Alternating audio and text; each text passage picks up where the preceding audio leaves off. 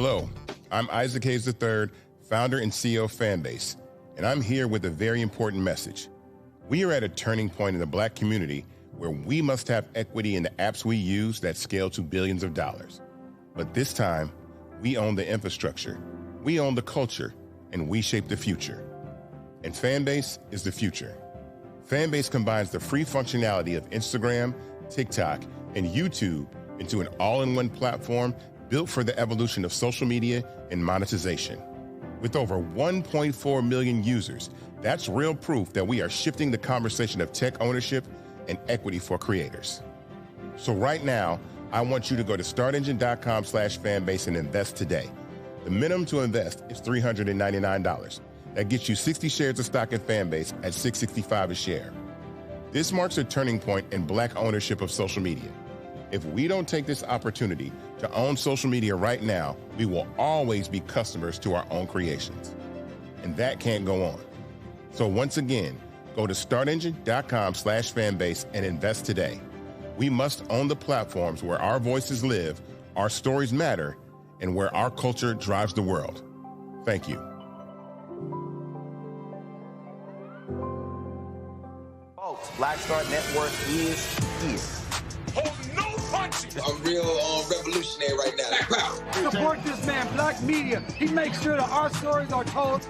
Thank you for being the voice of Black America, Roland. Stay Black. I love y'all. All momentum we have now, we have to keep this going. The video looks phenomenal. See, this difference between Black Star Network and Black-owned media and something like CNN. You can't be Black-owned media and be scared. It's time to be smart. Bring your eyeballs home. You dig?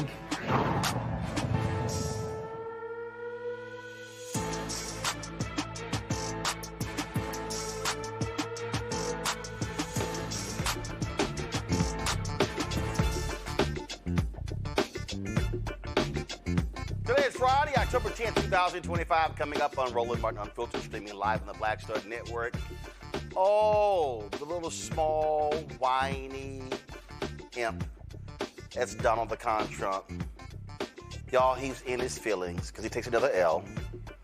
So sad, he wasn't awarded the 2025 Nobel Peace Prize. And his maggots are crying foul, upset, angry. Must be rough getting beat up by an Hispanic woman. Ooh, y'all know I got lots to say. In Los Angeles, new football team, new sports teams, Olympic dreams are turning into nightmares for a historic Black community of Englewood. A new federal investigation is exposing shady deals between the city's latest arena. We'll talk to the reporters with the Capital B News that wrote this story. Day 10 of the government shutdown. For the first time, federal workers are missing an entire paycheck. House Democratic leader Hakeem Jeffries lays out how Democrats plan to end the stalemate. And also, Mike Johnson gets blasted by the wife of a member of the military. The future of public media for Black viewers is on the line. WHUT TV, the only Black-owned public station licensed to an HBCU, facing serious challenges because Donald Trump slashed buildings from public broadcasting. We'll talk to the general manager of the station. Plus, federal National Guard troops are not patrolling the streets of Memphis. We'll talk to a councilwoman about that issue. Plus, some protesters showed up again at the book event for Vice President Kamala Harris here in Washington, D.C. Let's just say she bought sick and tired of being sick and tired of these loud-ass hecklers. It's time to bring the funk on Roland Martin Unfiltered on the Black Star Network. Let's go. He's got it. Whatever the biz, he's on it. Whatever it is, he's got the scoop with fact to find. And when it breaks, he's right on time and it's rolling. Best believe he's knowing. Putting it down from sports to news to politics. With entertainment just for kicks, he's rolling. It's on go, y'all. It's Roland Martin, Rolling with Roland now. He's rolling.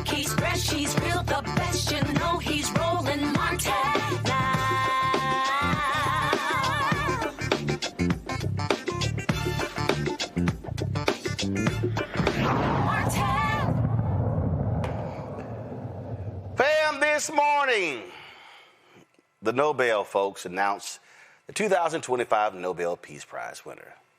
And Donald Trump swore he was going to wake up to horns blaring, flowers being tossed around, praising him as the dear leader, as the one who is bringing world peace to everywhere on the planet. Nope, didn't happen. A Venezuelan opposition leader driven into hiding since a disputed election last year. She's the recipient of the 2025 Nobel Peace Prize. The Nobel Committee recognized Maria Corina Machado for keeping, quote, the flame of democracy burning amid a growing darkness. The committee secretary notified her by phone before the announcement. Check this out.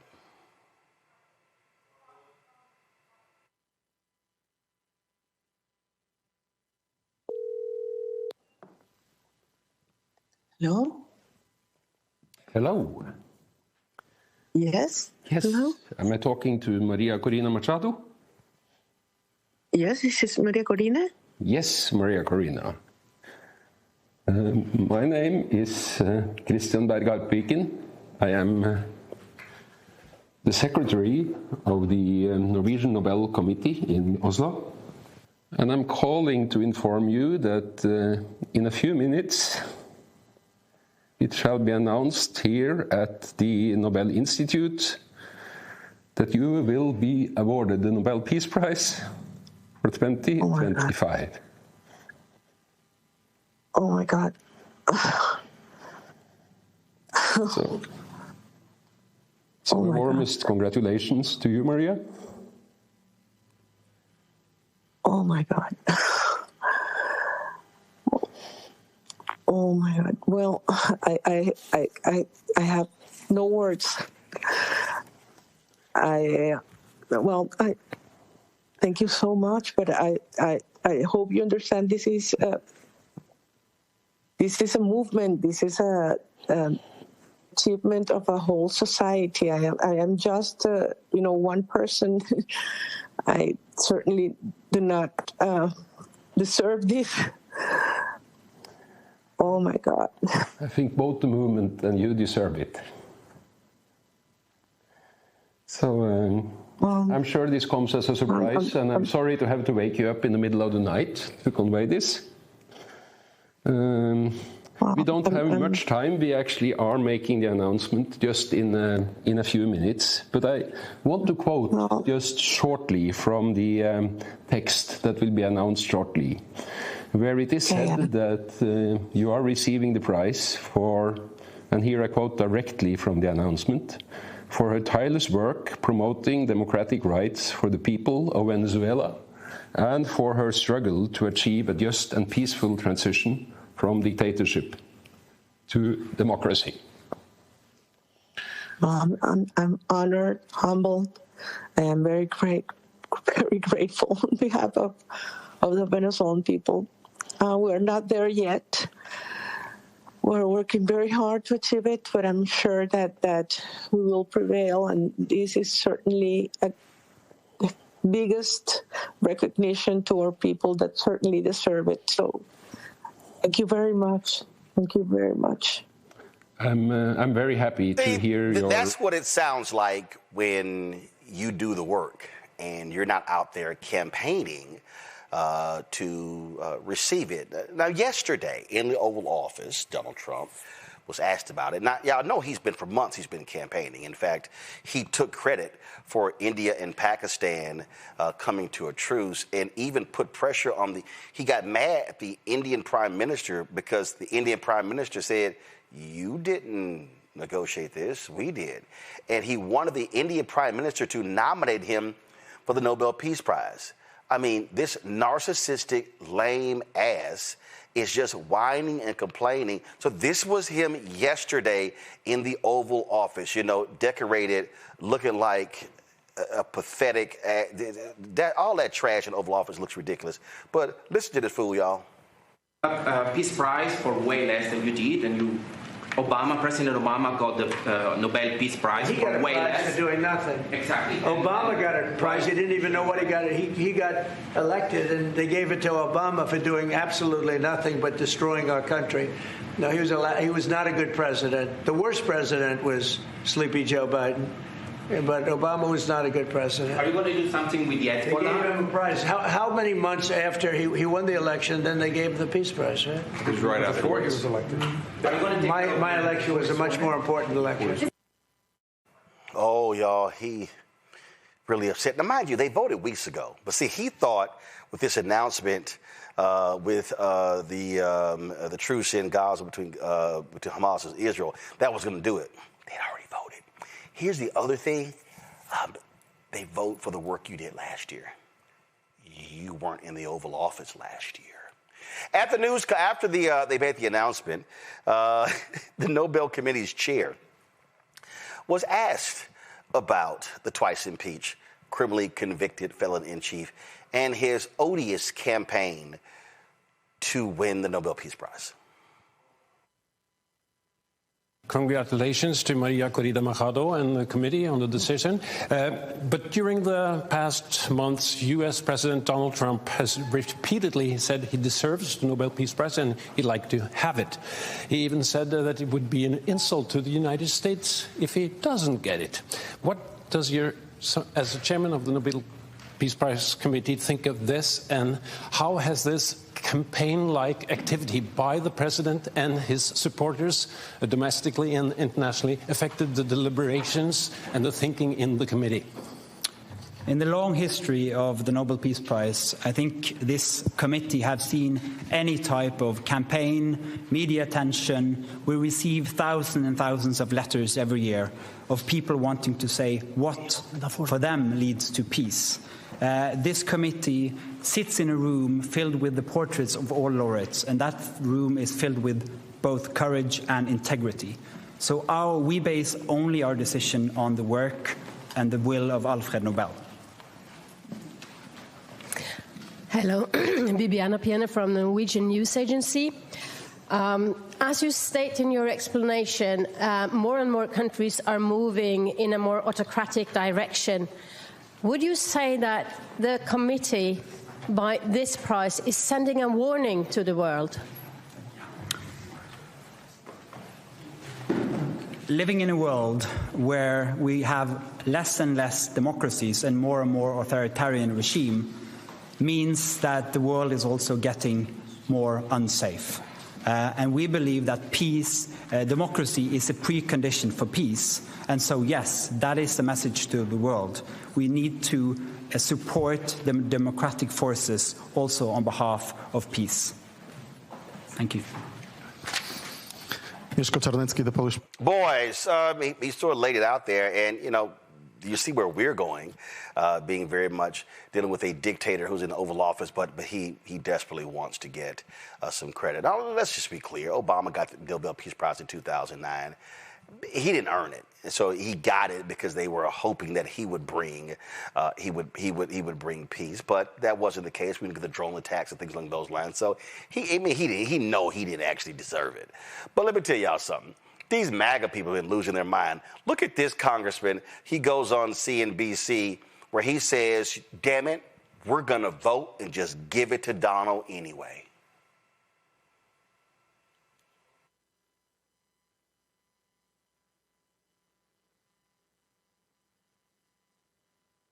And Donald Trump has done that, and I applaud him for that. That's why he deserves the Nobel Peace Prize, and that's why I'm introducing a resolution for a sense of Congress today that will honor him with the Nobel Peace Prize. And if need be, we'll call for a discharge petition on that. I hope we can work with the Speaker, though, and get it on the floor for a vote.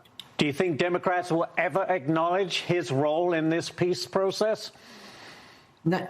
I don't think so. And let's face it, right now what we're witnessing with Chuck Schumer is just trying to be more anti-Trump than AOC because he's afraid he's going to get primaried by her. They have such a Trump derangement syndrome over there that I doubt anything that is going to help President Trump or honor President Trump is going to be supported by the Democrats. No, I would say the derangement is with you maggots and how y'all do whatever you can to kiss this man's ass. Here is Congressman Steve Scalise sounding even more stupid. And it's why you have people, even on the left, saying that he deserves the Nobel Peace Prize. I mean, if Nobel wants to restore what used to be a once dignified prize, they can restore their credibility by awarding President Trump the Nobel Peace Prize. He's earned it. He's done more than any leader in the world in years to bring peace throughout the world, especially in the Middle East. Nobel Peace Prize is literally one of the most distinguished awards in the world. I don't think for a second anybody outside of MAGA world is going, oh my God, this has been tarnished because they didn't paint the medal orange. Now, this is what happens when you choose not to run for re-election as a Republican. You start actually talking with some common sense. This is Nebraska Congressman Don Bacon, Republican, who's not seeking re-election on CNN. This whole thing about the Nobel Peace Prize, I think, is silly. Do the right thing. Try to create peace. Lobbying for an award, to me, it looks unseemly. And he would just be better off delivering results and let the chips fall where they fall for the Nobel Peace Prize. But we also got to be clear, the Nobel Peace Prize is for, this last one, for what happened in 2024. He wasn't even president yet. And so I think we just should be honest. The Nobel Committee, they were looking for behavior and actions and achievements from 2024. It's kind of basic. Time Magazine, this is what they put out. I think it's appropriate, what they actually said. Oh, my God, Trump loses Nobel Peace Prize for a shameful campaign. Yeah, he was campaigning for y'all. Like, dude, this is not the Oscars. This ain't the Golden Globes. This is, I deserve it. I deserve it. No, I deserve it. I've done a lot. I deserve it. Give it to me. You gave it to the black guy. The black guy got it. Why can't you give it to me? That's literally what this idiot sounded like, y'all. My panel, Matt Manning, civil rights attorney out of Corpus Christi, Candace Kelly, legal analyst, host of Not All Hood out of South Orange, New Jersey, Michael Imhotep, host of the African History Network show out of Detroit. And it's so, Jimmy Kimmel had put together this mashup, Candace, of all the times this fool was just campaigning and just, I deserve it. I mean, I don't want it, I don't need it, but I deserve it, and I should get it, but I don't want it, I don't need it. Dude, come on. It's all ego. It's narcissists. And these Republicans, such lapdogs. I mean, seriously, they kiss his ass more than Melania does. Middle of everything that's going on in this country and in this world, that he would have the time to actually lobby for this prize that doesn't really make a difference in a lot of things that are going on here on America's soil. I think the other thing is that, as we talked about, this is for last year's doings. If you look at Machado and everything that she's done and what she's done over the past decade and a half, at least from what I understand, in transforming Venezuela and making sure that the transition into a more democratic regime was possible, what she has done has been simply extraordinary. Being in hiding, giving speeches while she's been in hiding. All her allies have received death threats and have been a part of huge attacks. This is someone who won by 90% of the vote, and then they questioned that vote. Then she went ahead and supported the next person that went out and won, and they recounted the vote. I mean, these are things that you have to take yourself out of in order to empower the people, and that's really not something that President Donald Trump is known for. He's not known for empowering the people. He's known for taking power away from the people, and especially these days from the states, which is what he's recently been in court for. Talk about being a petty little individual, Matt, and just, I deserve it, I deserve it. And he was, and again, he hates Obama, he hates Biden. And what's crazy to me, all of these MAGA folks on social media, they were complaining about Obama's statement regarding the Israel-Hamas deal. Look at it. You can't give him credit, I'm like, wait a minute. Y'all are defending an asshole who gives Obama credit for nothing, Biden credit for nothing, but y'all want them to give him credit? Man, they can go to hell. You know, what I'm really confounded by is the psychology behind this, because it's interesting to use the metaphor of a petulant child.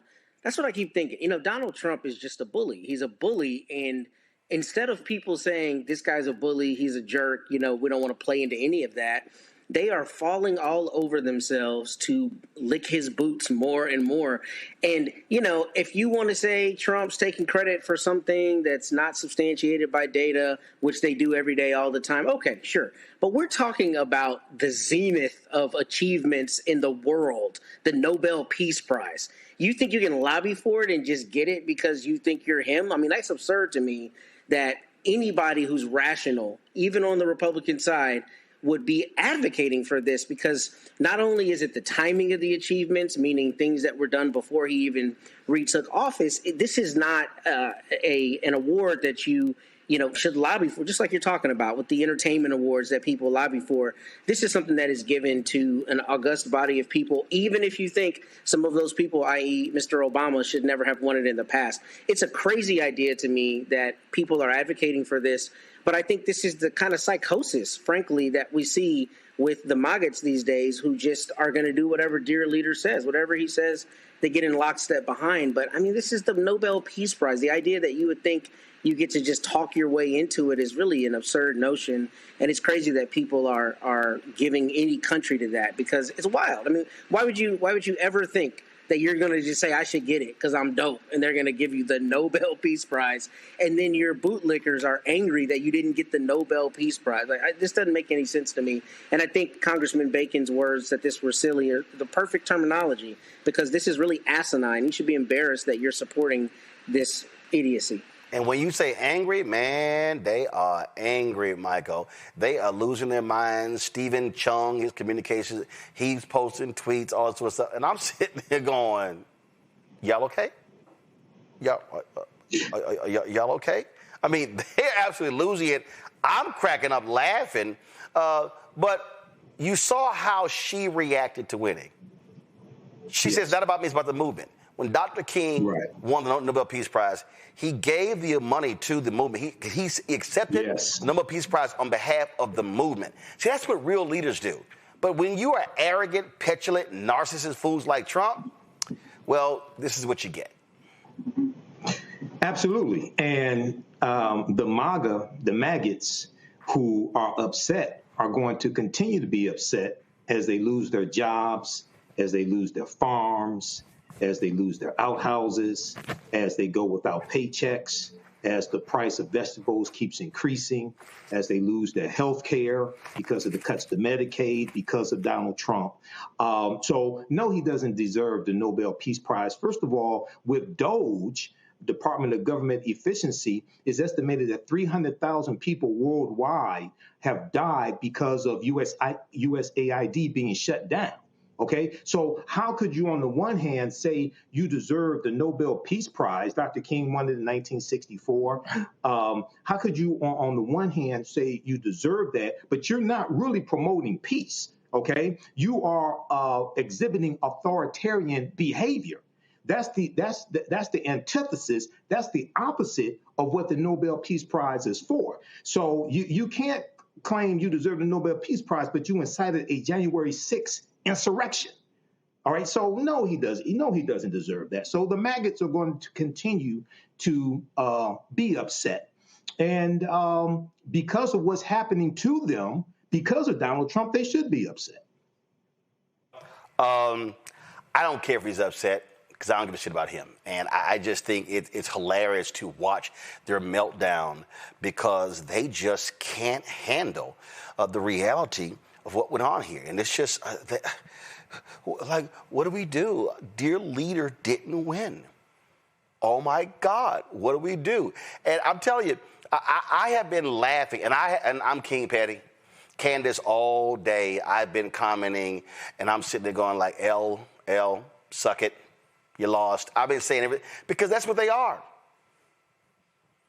They're losers. Exactly. Yes. I was looking at some headlines, and it said that she spoke to the president, spoke to Donald Trump, and she said that she supported him, that he supported her, and she dedicated the award to him for his decisive support. Now, whether or not that's true. No. What she did was she released a statement where she's called upon Trump, the United States, Latin America, and other countries to continue the fight. Yeah, but they're making it sound like, oh my God, she was praising him night and day. But now here's the thing. I'm going to look to it further. We know how the news cycle works. But let's say she did do that. That would show her grace. Do you understand what I'm saying? Right. That would show the person that she is, the reason why she got the award. This is someone that if she did do that, or whether it was made up or contextually we're out of context, it shows her grace and it shows the type of person that she is to get an award like this, because that's not something that Donald Trump would do. No, because we know he ain't got no grace. Because if it was him, it was, I did it, I won. That would be him and his idiot followers. So yes, I think it's a glorious day that the Nobel Peace Prize remains gold and not orange. Got to go to a break. When we come back, folks, we're going to talk about black folks in Englewood, California, not happy at all with all of this sports development, saying they're getting squeezed out, being gentrified, and they say the city leaders sold them out. We'll discuss that next. Roland Martin Unfiltered on the Black Star Network. The original No Kings protest was 250 years ago. Americans decided they didn't want to live under the rule of King George III. They declared their independence and fought a bloody war for democracy. We've had 2.5 centuries of democracy since then, often challenging, sometimes messy, always essential. And we've fought in 2 world wars to preserve it. Now we have a would-be king who wants to take it away, King Donald I. Fuck that. We're rising up again this time, non-violently, raising our voices to declare no kings. I'm Robert De Niro, asking you to stand up and be counted in the nationwide No Kings protest on October 18th. Visit nokings.org to find, volunteer, or host a protest near you. We're all in this together, indivisible, with liberty and justice for all. Next on The Black Table with me, Craig Carr. A reminder that there is always more to a story than meets the eye. From book bannings, growing censorship in our classrooms, and the loss of basic human rights, the actual motivations behind those actions and others paint an even more troubling picture than most of us realize. What we need to do is bring this issue front and center to the table, because the alternative is that we'll just go down slow. Which is no way to go down. Master historian and educator Dr. Gerald Horn joins us again, and we take a deep dive into the truths behind the headlines of the day and how we might be able to turn the tide. That's on the next Black Table here on the Black Star Network. Hi, I'm Swing Cash, Basketball Hall of Famer, and you're watching Roland Martin Unfiltered. Folks, the Intuit Dome in Englewood, California was supposed to be a symbol of progress. The $2 billion eco-friendly arena was intended to anchor a new entertainment district and serve as one of the key venues for the 2028 Olympics. But for many longtime black residents, it's turned into a nightmare filled with displacement and broken promises. Since the arena for the Los Angeles Clippers opened last year, more than 11,000 black residents have left Englewood, replaced by wealthier newcomers, changing the city's culture and community feel. Now the Dome's so-called green projects are under a federal investigation for possible fraud. And residents say that traffic, struggles for small businesses, and rising rents have made life harder than ever.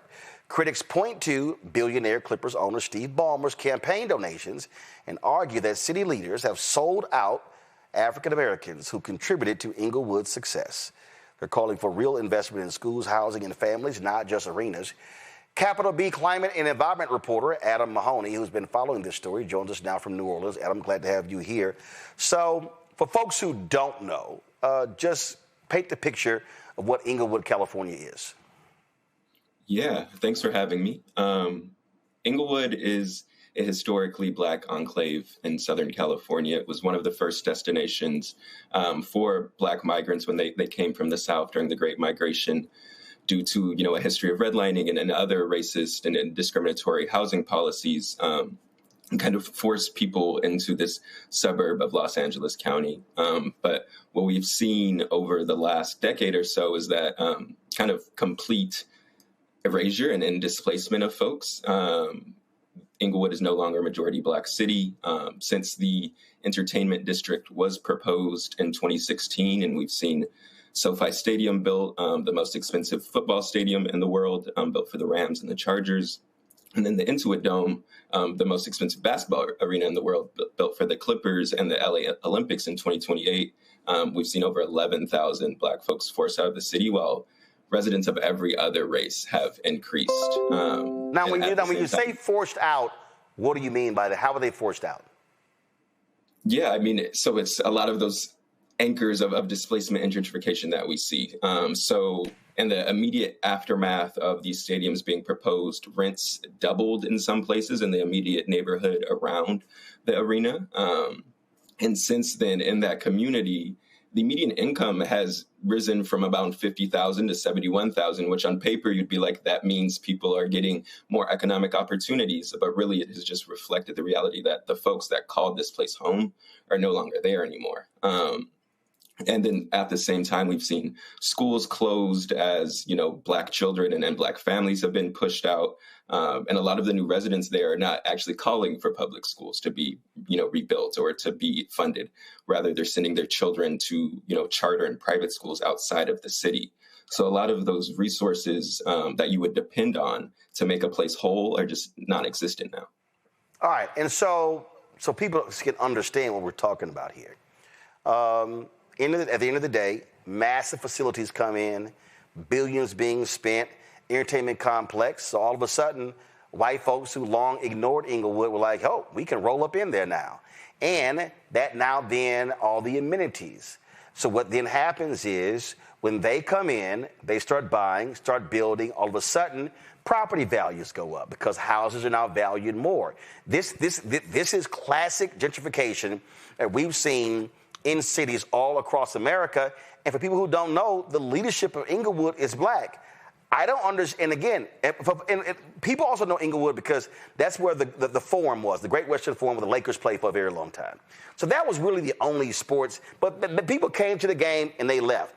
This is different with what they're doing here. With this stadium, entertainment district, they're basically trying to create, because the Clippers used to play in where the Lakers play. I don't know what the new, I think it's still called Crypto Arena. I don't know what else it's called.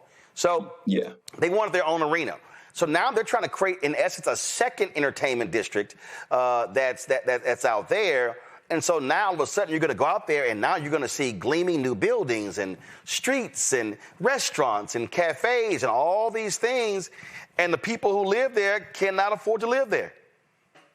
Yeah, that is exactly it. And at the same time that these arenas have been built up, there's also been luxury townhomes and apartments built up directly around the facilities, which are not built in mind for the people who have called Englewood home for so long. And I think, residents that I talked with also, felt some type of way about the fact that, Englewood, especially the eastern part of the city going towards South Central, was really devastated during the LA riots in 1992. And there are still empty storefronts and empty lots from all the way back then, right? Thinking about over 30 years ago. But now they're finally seeing investment in their city, but it's not for them. What are city leaders saying? Because I remember when this was, when this first started, oh man, the mayor was excited. He was happy. Oh man, what it's going to mean? And they were making all these promises. What are they saying now? Yeah, the city officials, specifically Englewood Mayor James Butts, he is kind of saying the exact same thing that he has been saying for the last decade, pointing to, increased tax revenue, increased investment and attention from out-of-state investors or even foreign investors when we think about the significance of the Olympics.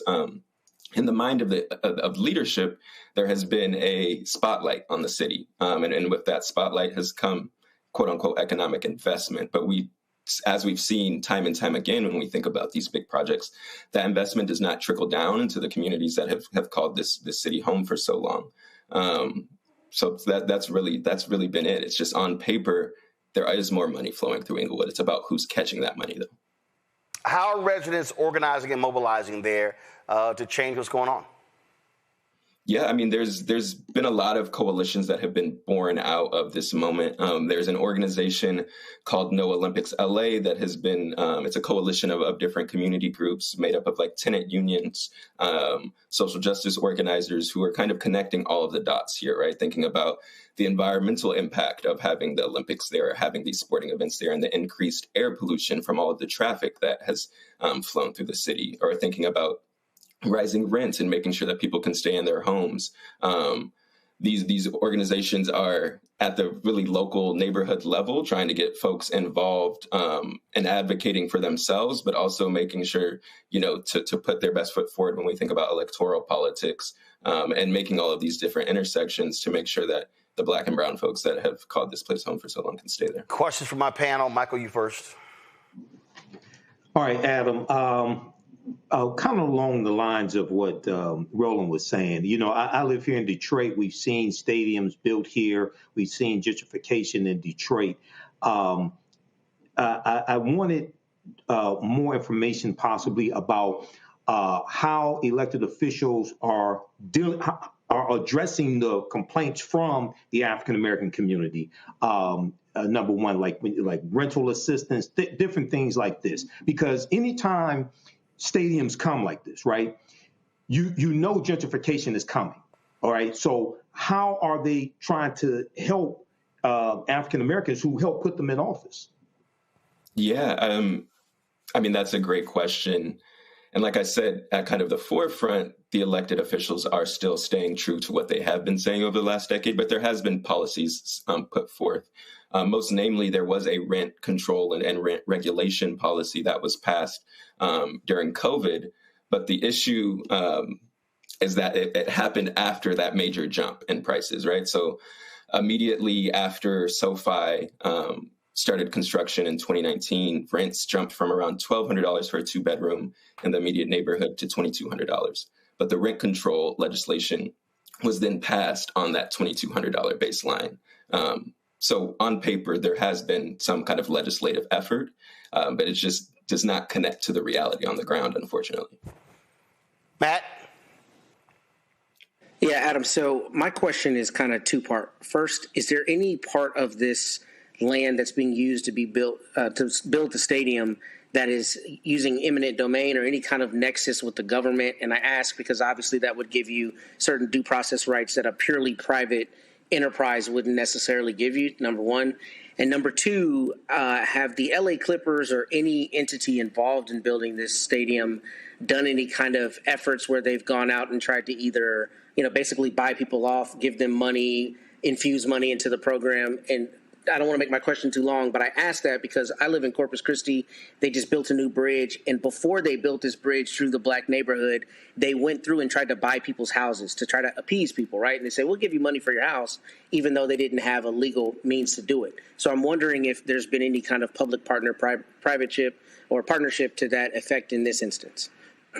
Yes. So to answer your first question, the build out of these stadiums took place on land that was technically vacant. So they are adjacent to the LA Forum, which still exists. But, since the Lakers left in the early 2000s, it's really kind of been a ghost town in that area. There was some eminent domain that took place, but it wasn't of homes, it was of businesses. And most important to note, Governor Newsom actually, for both the Intuit Dome and SoFi Stadium, allowed the owners of the arenas to bypass the environmental review period, which then meant they were blocked from being sued for different things related to the construction or environmental impact of these facilities. So kind of with that blank check, it allowed this to kind of get forced through very quickly. But in the aftermath, we have seen both the LA Rams, LA Chargers, and the LA Clippers do investment into the city. A part of the Clippers' move into Englewood, they did set aside a certain amount of money to be given to the city of Englewood. And in the aftermath, we've seen things like they've funded different events at local schools, textbooks, repairs, and things like that. But the issue is, at the same time that some institutions have been propped up, some schools have been propped up, we've seen over half a dozen schools be closed in the last 4 years. Candace. So, Adam, you mentioned Governor Newsom, and we know that in 2021 that he and his wife also gave $1 million to his political campaign. And I'm wondering, what has he been saying these days in terms of some accountability? What are people saying to him? What do they want from him? And how has his response been? Yeah, I mean, as we reported out this article, we did reach out to Governor Newsom's media team. We got a response back initially, and then they didn't actually address any of the questions. I think at the local level, really all of the focus, for better or for worse, has been with the city officials, and then in addition, the owners of these facilities. And I think Governor Newsom and maybe the state level actions that allowed this project to happen have kind of been ignored or gone under the radar because of that. And we know now, I mean, there's a lot more things on his plate, where it does seem like it won't necessarily be addressed at that level. Well, all right, then. Well, excellent reporting there. For folks who don't know, just share about Capital B. Yeah, Capital B, we're a national nonprofit newsroom with an all-Black staff. We report on Black communities across the country. I'm on the national team. We have a local newsroom in Atlanta and another local newsroom in Gary, Indiana. You can check out our website at capitalbnews.org and subscribe to our newsletter. All right, then. Folks, y'all pull the website up. So folks, we want you to support, again, we got, Black-owned media properties that are for-profit, nonprofit. We had the Tribe on last week. And so we had the Tribe on last week. Now we have Capital B as well. So again, the website again? capitalbnews.org. capitalbnews.org. All right, then. Adam, we appreciate it. Thanks a lot. Appreciate you. Thanks for having me. All right, folks, going to a break. We'll be right back. We'll talk federal government shutdown entering its 10th day. And, you got the Speaker of the House. He's still lying. So we'll show you more of those lies. Folks, don't forget to support the work that we do. Our goal is to get 20,000 of our fans on average contributing $50 each a year. That'll raise $1 million to offset our expenses, which are $195,000 a month. Your support is crucial. And so if you want to support the work that we do, we just tell you about Capital B. We got the Tribe in Chicago. Again, Black-owned media needs our support, especially in these times with these attacks on DEI, corporations pulling back, not spending money on advertising, not investing, not supporting, not sponsoring. And so your support is critical. So if you want to contribute via Cash App, use the Stripe QR code. You see it right here in the bottom left-hand corner. You can use that Stripe QR code for Cash App or credit cards. PayPal is R. Martin Unfiltered. Venmo is RM Unfiltered. Zelle, Roland at RolandSMartin.com. Roland at RolandMartinUnfiltered.com. Of course, checks and money order. Make it payable to Roland Martin Unfiltered. Send to P.O. Box 57196, Washington, D.C., 2003 7-0196. We'll be right back. Next on the Black Table with me, Craig Carr. Why the America we live in today is not what the founders intended or what they outlined in the Declaration of Independence and even the Constitution. Professor and author Kermit Roosevelt will join us to talk about his book, The Nation That Never Was. How history was misinterpreted, the intent and realities of America's beginnings, and missed a much better story in the process. So if you have to pick some group to marginalize, I think it should be the people who are against equality. That's next on The Black Table, right here on the Black Star Network.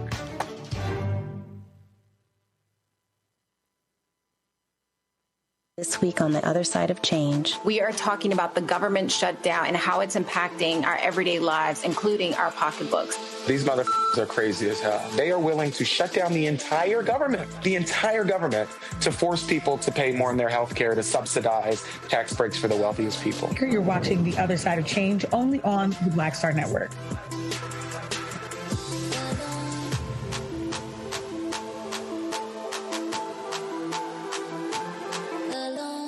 Hello, I'm Isaac Hayes III, founder and CEO of Fanbase, and I'm here with a very important message. We are at a turning point in the Black community where we must have equity in the apps we use that scale to billions of dollars. But this time, we own the infrastructure, we own the culture, and we shape the future. And Fanbase is the future. Fanbase combines the free functionality of Instagram, TikTok, and YouTube into an all-in-one platform built for the evolution of social media and monetization. With over 1.4 million users, that's real proof that we are shifting the conversation of tech ownership and equity for creators. So right now, I want you to go to startengine.com/fanbase and invest today. The minimum to invest is $399. That gets you 60 shares of stock in Fanbase at $665 a share. This marks a turning point in Black ownership of social media. If we don't take this opportunity to own social media right now, we will always be customers to our own creations. And that can't go on. So once again, go to startengine.com/fanbase and invest today. We must own the platforms where our voices live, our stories matter, and where our culture drives the world. Thank you.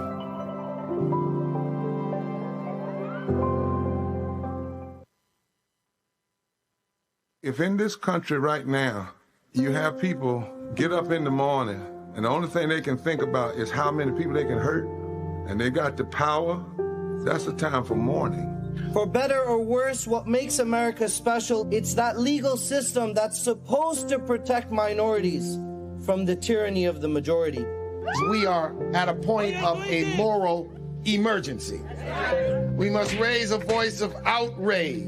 We must raise a voice of compassion. And we must raise a voice of unity. We are not in a crisis of party versus party. We are in a crisis of civilization, a human rights crisis, and a crisis of democracy itself. And guess what? You've been chosen to make sure that those that would destroy, those that would hate, don't have the final say, and they don't ultimately win. Michael McMillan, President and CEO of the Urban League of Metropolitan St. Louis, and you are watching Roland Martin Unfiltered. Folks, day 10 of the government shutdown is the first day the federal workers will miss their whole paycheck since the shutdown began October 1st. Office of Management and Budget Director Russ Vaught announced that the Trump administration has begun laying off government employees. Posting on social media, the rifts have begun, referring to reductions in force or layoffs. With the Senate now adjourned until next week and no deal in sight, it's increasingly likely that members of the military are going to miss their next paycheck, scheduled for October 15th. House Minority Leader Hakeem Jeffries called out the vacationing Republicans for not wanting to reopen the government. The government has been shut down for 10 days. Our men and women in uniform and hardworking federal employees are working without pay. Donald Trump can find the time to play golf, but he can't be bothered negotiating a bipartisan agreement to reopen the government and address the health care crisis that they've created, and House Republicans remain on vacation for 3 weeks. The American people are sick and tired of the chaos, crisis, and confusion that has been visited upon the country by Donald Trump and Republican complete control of Congress. As Democrats, our position remains very clear. We will sit down with anyone, anytime, any place, here at the Capitol or back at the White House, to reopen the government, pay our federal employees, enact a spending agreement that meets the needs of the American people, and at the same time, address the Republican health care crisis that is devastating the American people. Donald Trump's strategy during this government shutdown that he has created has been to play golf and issue deepfake videos. Mike Johnson's strategy is to keep House Republicans on vacation. John Thune's strategy is to continue to do the same partisan thing over and over and over again and expect different results. That's legislative insanity. Our plea to our Republican colleagues is get serious about reopening the government. Let's have a conversation so we can find a bipartisan path forward to do the things that are necessary in a spending agreement to actually improve the quality of life of the American people and address the health care crisis that they've created. including by extending the Affordable Care Act tax credits. That's what we need to do right now so that tens of millions of Americans don't experience dramatically increased premiums, copays, and deductibles. That's going to bankrupt them or deprive them of the health care that they need. Republicans have the House, the Senate, and the presidency. They decided to shut the government down. Republicans in the House have decided to remain on vacation. Republicans canceled votes last week, they canceled votes this week, and now they've canceled votes next week. They're not serious about reopening the government. Republicans aren't even serious about paying our active duty troops. But they have voted for temporary government funding legislation. Republicans have voted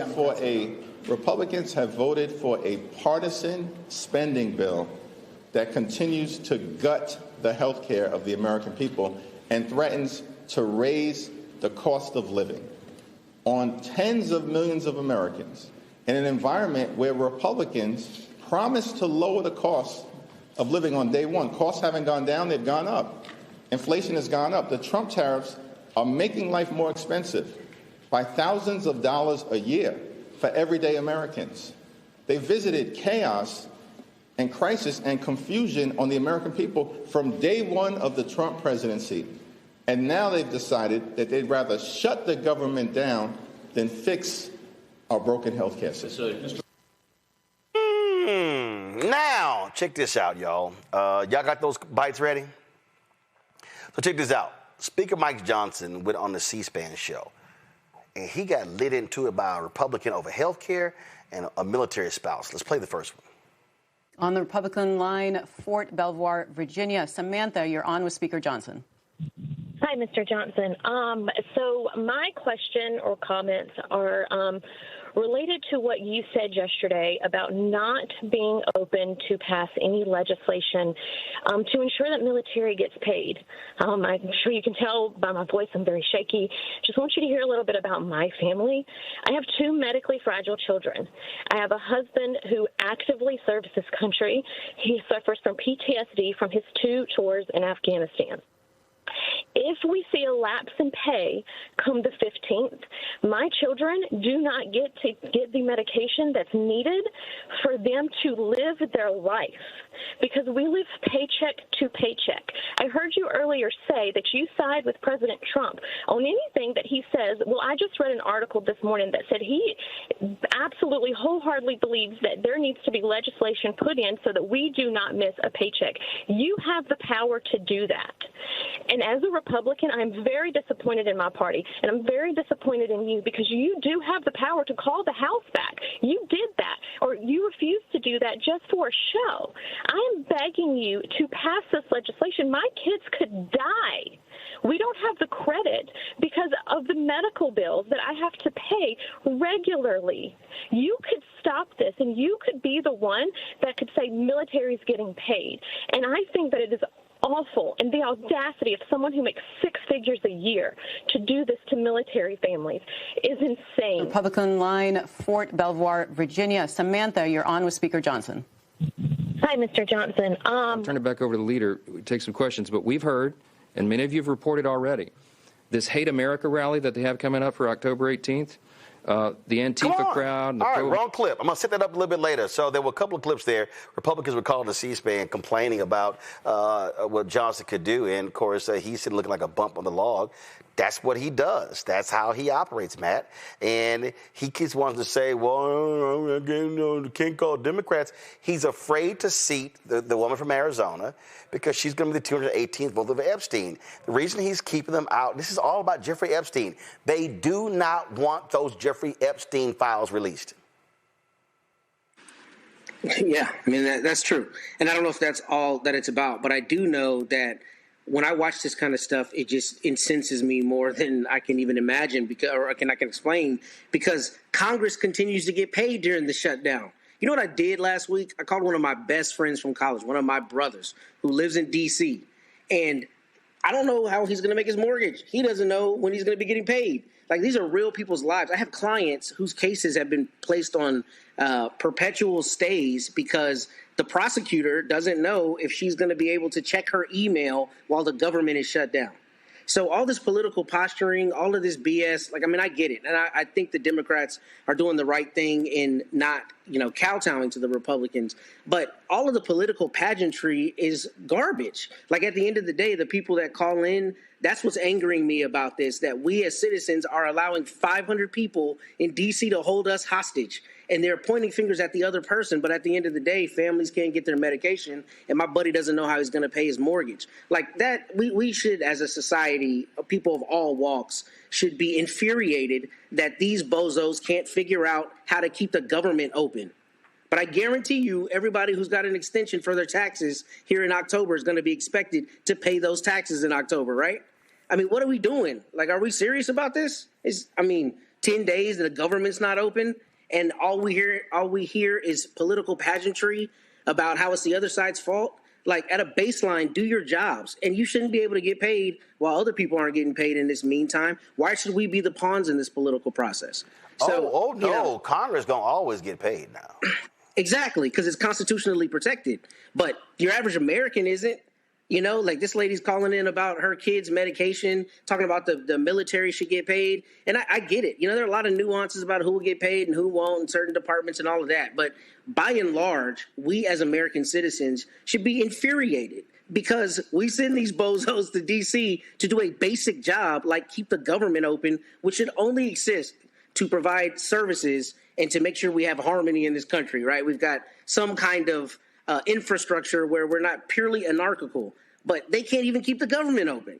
So, all of it is political posturing, and it just pisses me off that we have to be the ones who are caught in the lurch here because these idiots in D.C. can't figure out how to get people paid. I mean, it's absurd. Well, it really is. And here's what people don't even realize, Candace. This is only a 7-week continuing resolution. Just 7 weeks. We're going to be back at this in 7 weeks. Yeah, we could be back at the start of this. I think one of the things that's interesting, we were talking about how constitutionally they're going to get paid, even if they don't do their job, which they're not doing their job. I mean, their job is to work for us and to have a meeting of the minds and come up with solutions. What's also not constitutional is even not paying some of the people that are that have been furloughed, that are going to be losing their jobs because, according to the law, HR is not working in all of this process because there's not money to pay HR. And legally, they are not allowed to not pay people. They are not allowed to take people off of furlough because HR is shut down. So how is this even happening? This is, we talk about the Constitution. Little by little, we are breaking down the Constitution to where it almost doesn't matter. It's hard to go to the courts because the courts are filled and stacked with people that President Trump has put into place, and we don't know how fearful people are of their positions, and they don't want to take chances. So all we're doing is dealing with people who are getting paid and actually not doing their job, and this is why we are at a standstill. And like Matt said, we deserve more. It is very disconcerting to think about that we talk about votes and we talk about redlining and everything from the civil rights movement all the way up to now. And our votes are just not working because the people who we put into office, they're not doing their job. That's incredible. If we weren't doing our jobs, we would be let go. But this is something where the Democrats have to rise and battle and roar the same way that the Republicans do.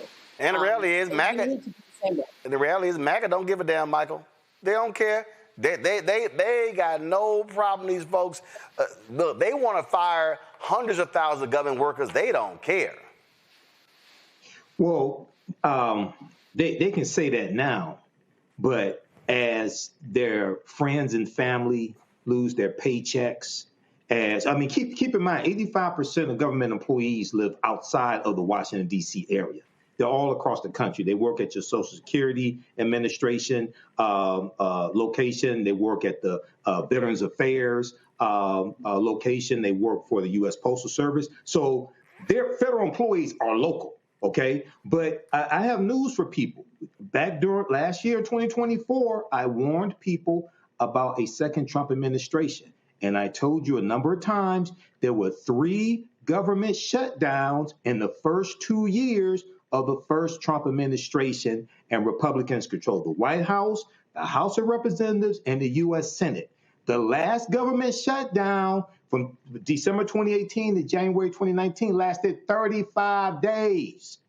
We're less than a third through this one. I mean, compared to that one. It can get much worse, but this is what you're dealing with. And the ombudsman, Russell Vought, is the architect of Project 2025 that Donald Trump said he knew nothing about, but Russell Vought was your ombudsman in the first Trump administration.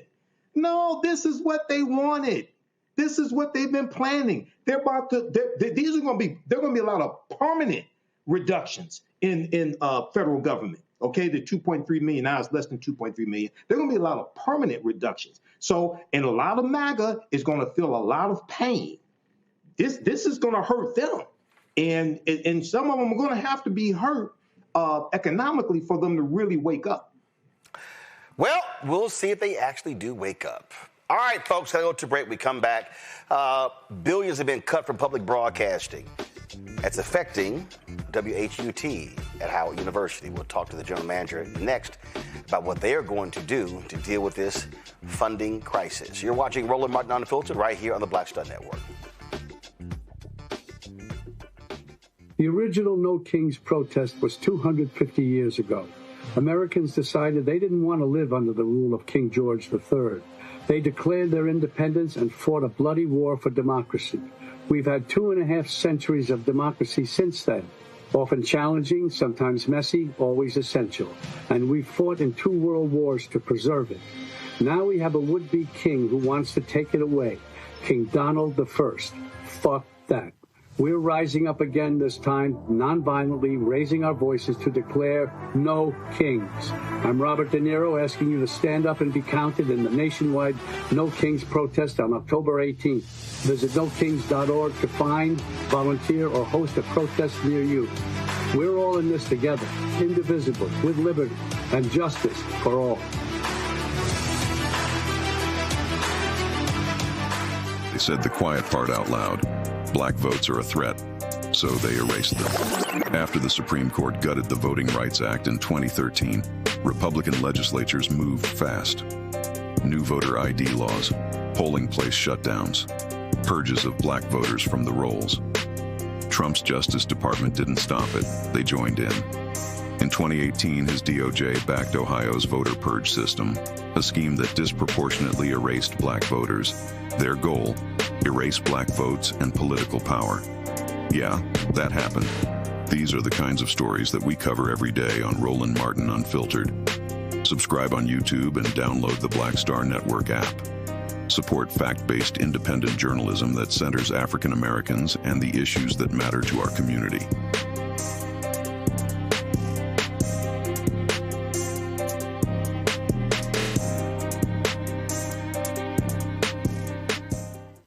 Week on A Balanced Life with Dr. Jackie. How do you get a grip in business? Is it grace? Is it resilience? Is it retooling your skill set? Are you leading with intention, with purpose, passion, and planning? It's basically a very simple formula. It's learning how to close the gap between your intentions in business and your actions in business. You got to be relentless. You got to execute. And that's the grit part of it. That's all this week on A Balanced Life with Dr. Jackie here on Black Star Network.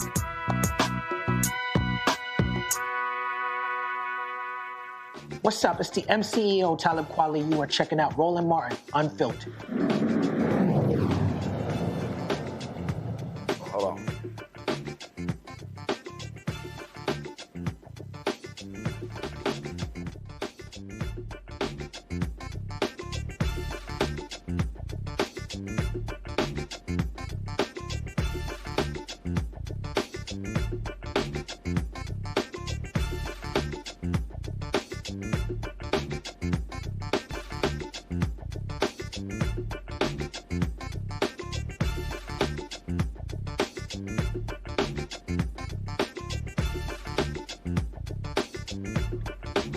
Folks, Howard University has their own public television station, WHUT.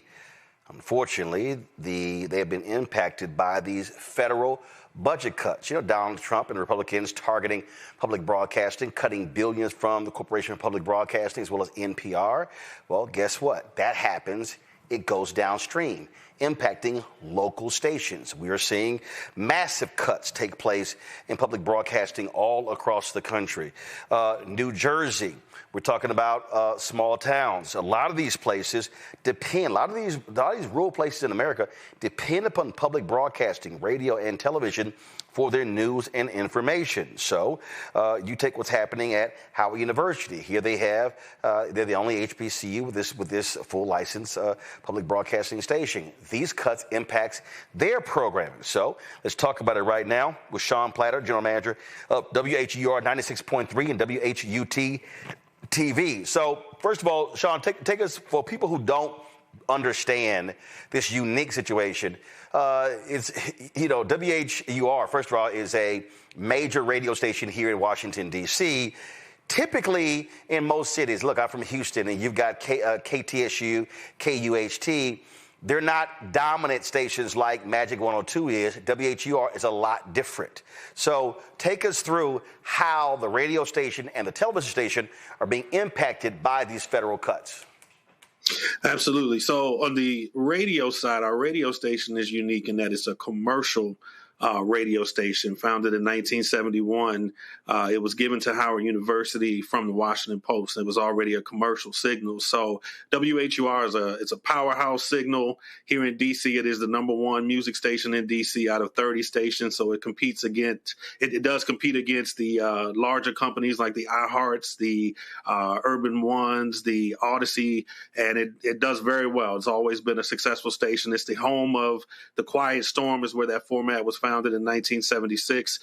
So a rich history in the commercial space. Now, on the other side of the coin, we have a public television station, WHUT, founded in 1980, and it is unique in a major market like Washington, D.C.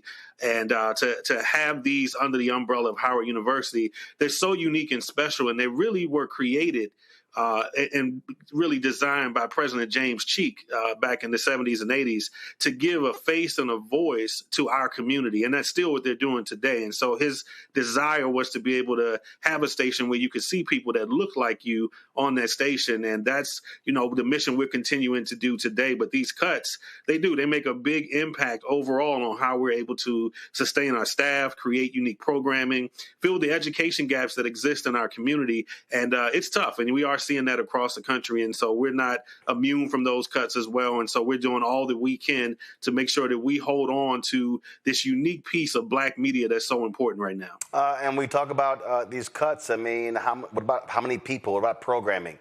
How significant? And how much are you trying to raise to fill the gaps? So our appropriation from the Corporation of Public Broadcasting equals about $1.4 million. And that's about 30% of our revenue coming into the station. So it's a big number, but it's something that we feel that we are able to achieve. And so we're asking the community, we're asking those who have benefited from our programming and from all that we've done over the years to help support, become a member, WHUT.org.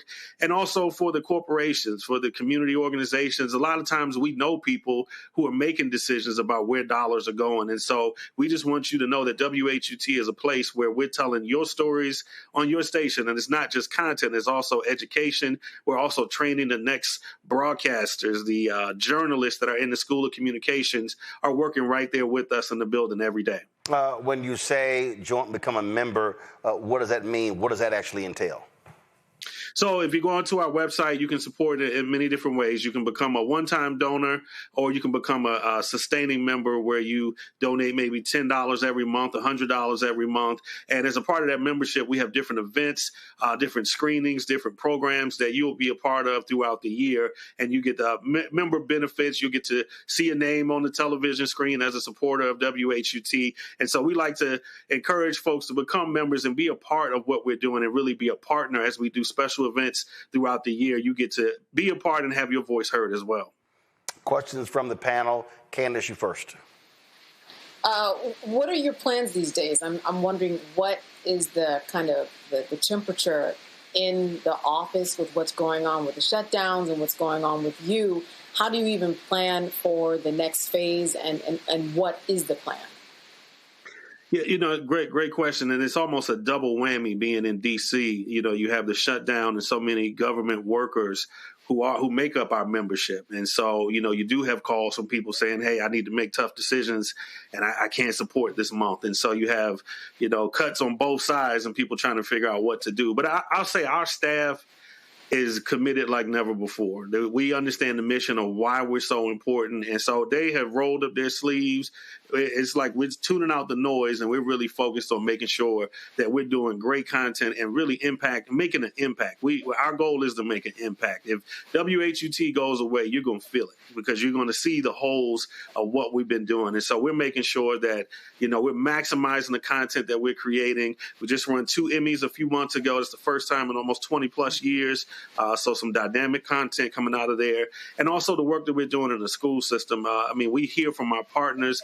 We hear from those PBS kids, young and old, who are supporting, and want to make sure that that content continues so that their kids can grow up and know those lessons that come with the PBS Kids content that we deliver every day. Matt?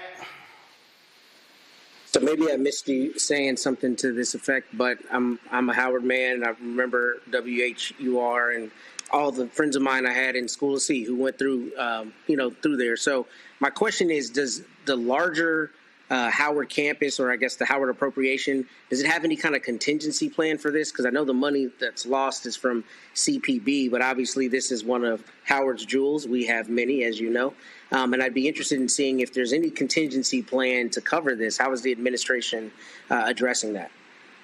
Yeah, the administration has been awesome, and I want to give a special shout out to VP Lydia Sermons and our interim president, Dr. Wayne Frederick. They have done an outstanding job of supporting WHUT, and a lot of the funding that we get does come from the university and also from membership support. And this is another piece of funding that came from Corporation of Public Broadcasting. And again, the university's done an outstanding job helping with our facilities, making sure that they're up to date. And so I think it's just on us to not put a full burden on the university to be able to fund these things. I think these are dollars that we can go out and find. And again, these are successful entities in a major market. They should have the support of corporations and other organizations. So we're just making sure that we get out and let people know that we're here and we're doing great work and we need your support. Michael? Sean, can you talk about the WHUT passport and how it gives access to a on-demand library, and what are some of the type of offerings that you have in that on-demand library that people may across the country be interested in? Sure. So Passport is the PBS version of Netflix, if you will. It's an on-demand app that you're able to access on your digital platforms, on your TV. And so you can get any of your PBS content. If you like the national PBS content that's rolling out, you can get that. You can get local shows from WHUT. Right now, we just PBS produced a very special piece, Brother Roland, on our fraternity brother, Thurgood Marshall. And it's an incredible piece that's on Passport right now, as well as many of the documentaries that we love to see done on many different topics. And again, PBS Kids content is there. So anything that we produce, we're in a place where we're beyond just watch tonight at 7. Content is people like to watch it whenever they want to watch it. So anything that we're producing, you can go on there and get access to, and you can see the content that's on the screen right now is a local show produced showing you Anacostia and DC and different parts of the city. And again, that national content, Henry Louis Gates, Finding Your Roots is on there. All of those shows that you know and love, and some that you need to discover. So if you're flicking around trying to see what to find, check out Passport on your TV or your smart device. All right, sounds great. Well, again, we want people to actually support. And by the way, when you mentioned Alpha, I heard the little groan. I saw a face. Well, you got a. First of all, you got one person on the panel. He one of them little fraternities. and I got two individuals. No, but I got two individuals in the control room who members of other little fraternity as well. So, but anytime excellence on this show, 98% of the time it's going to be an alpha, so they can't handle that. So that's all. I was going to ask you about documentaries on Sigmas, though. If you had any documentaries on Sigma, ain't none. You know, ain't none. It ain't y'all. If you have funding, we can do it. The only one y'all got is John Lewis. Man, John Lewis. That's the only one y'all got. That's y'all only one. That's your only one. Michael, y'all got so many. Y'all got so many. Michael, y'all got so many honoraries. Just stop. Just stop. Just stop. Come on. Just stop. Hold on. Just man. stop. Wait, So Sean, see, you see what happens. So you see, all you gotta do is hit them with the honoraries. They get real quiet. I'm not talking about the honoraries. So I see. you see how it happens. See how it happens. Hit with the honoraries. I'm not talking about the honoraries. Right, because he'll never mention. Sean, he'll never mention Bill Clinton, one of their honoraries. But anyway, let's go ahead. Yeah, he don't want none of that. He don't want none of that. There's no need to mention them. Do you want me to show your recent inductee of honorary members? I advise you to be quiet, Michael. Michael, I advise you to be quiet, Michael. Michael, I ain't gonna hurt your feelings, but if you keep talking, I'm gonna hurt your feelings. Sean, again, if folk want to give, where do they go? They go to WHUT.org. That's WHUT, Howard University Television.org. All right, then. So, folks, again, WHUT, black-owned media. I keep telling y'all, we have to protect our black-owned media institutions. And so that's why we emphasize it. As I said, last week with the Tribe on, Capital B News is on tonight, talking about WHUT. Y'all keep hearing me say this here. Again, we got to be able to support, because what happens is we do not want to be in a situation where they are no longer here. And so please support WHUT. Frat, thanks a lot. Appreciate it. Thank you, brother. Appreciate it. Appreciate the opportunity. All right. When we come back, I'm going to show y'all these new Sigma honorees. Man, I ain't wasting my time. That's a waste of airtime. Don't nobody care. All right. We back in. What's wrong, Matt?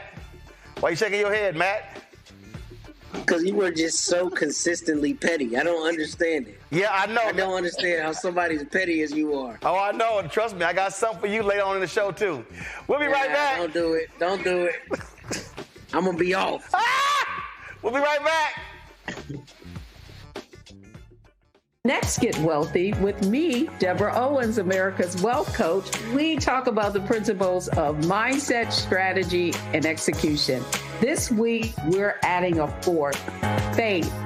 You're going to hear from a mother and daughter duo who are helping thousands of Black women build wealth, all through their faith. You are more than you can ever imagine.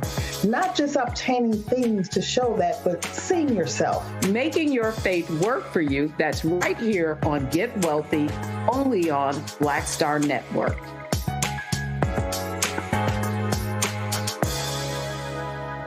This week on The Other Side of Change, we are talking about the government shutdown and how it's impacting our everyday lives, including our pocketbooks. These motherfuckers are crazy as hell. They are willing to shut down the entire government, to force people to pay more in their health care, to subsidize tax breaks for the wealthiest people. Here you're watching The Other Side of Change, only on the Black Star Network.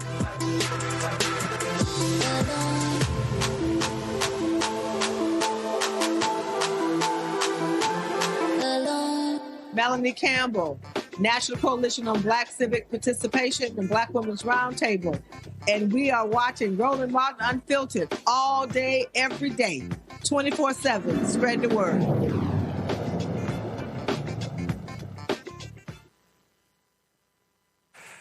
Yeah, these little Sigmas still chirping ain't about, but, you know, that's one of the few under 55 I've ever met. So, you know, that's how it is. Anyway, speaking of folks who can't stop running their mouths, these Gaza protesters, last night, Vice President Kamala Harris was speaking at the Warner Theater, and here they are. She trying to sit here and be on stage, and they got to show their ass. Okay, so here we go. Watch this.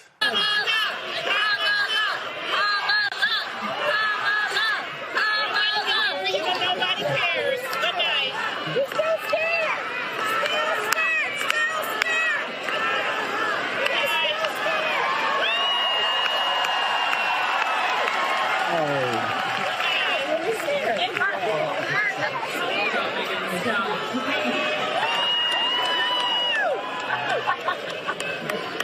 people are critical, saying, you know, why are you, that is that going to turn people on?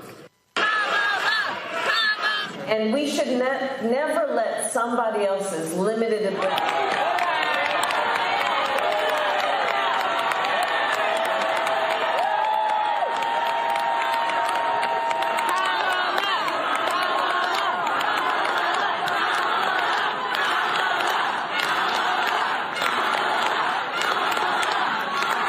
See who we are, limit who we think and know we are.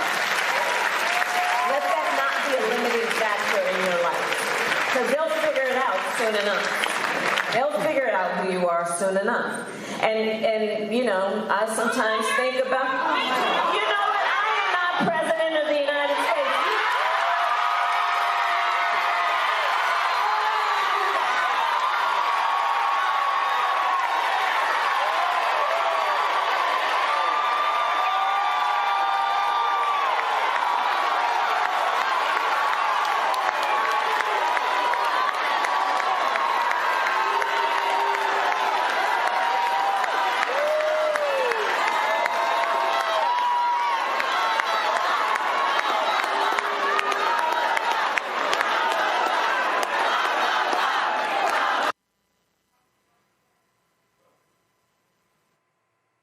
Candace, I got a feeling if you play it again, turn the audio down, that was like the VP like, I'm sick of this bullshit. Like if you read her body language, come on, play it again. We'll talk, so you audio down, audio down, audio down, audio down. Candace, look at, Candace, this is her body language. When she stands up and points, Candace, it was like, you know what, I'm sick and tired of y'all asses, okay? Y'all getting on my damn nerves. Yes, and you know what, Roland? I like this version of her. I like this I'm free now version of Kamala Harris. Because honestly, when she was running, during those 107 days, there was a part of her that was constrained. We knew that there was another part of her that wanted to break out. And in this book and on this tour, she's able to do it. We have seen that look from women. We have seen that stance, that scowl after, and we know exactly what it means. I'm sick and tired. She jumped out that seat. She jumped out that seat. She stepped, pointed her finger. She's like, I'm sick of y'all asses. This is some bullshit. Interrupted me again at my damn book signing. Look at her, see? She like, all right, listen, see, all right, I'm going to let y'all asses talk. Y'all getting on my nerves, this bullshit. See, I'm trying to be nice. I'm trying to answer the question. I'm trying to be cool. But no, y'all keep pressing me. See, y'all going to make all that Oakland, that Bay Area, y'all going to make that too short just come out in this damn, in the theater. I'm trying to be, see, she turned to the person. Finally, she's like, look, enough of this shit. Look at this. I ain't the damn president. Go talk to his ass. That's right. That's right.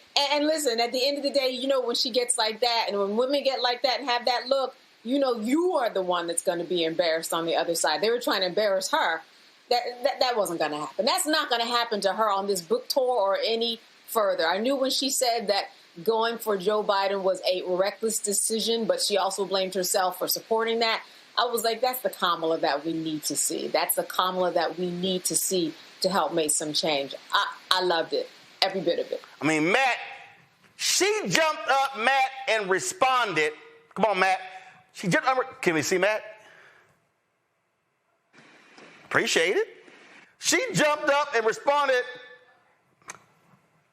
She was looking like Sarkeesian in the locker room after the losing last week to Florida. Oh, you know, let me tell you something. One of your staff members, to be unnamed, texted me and said that to be an alpha, you got to be petty. It's a conditioned precedent. So, you know what I'm saying? I want you to know. We know you petty. Your people know you petty. I'm unbothered. You have to bring Sarkeesian into I'm unbothered. In any event.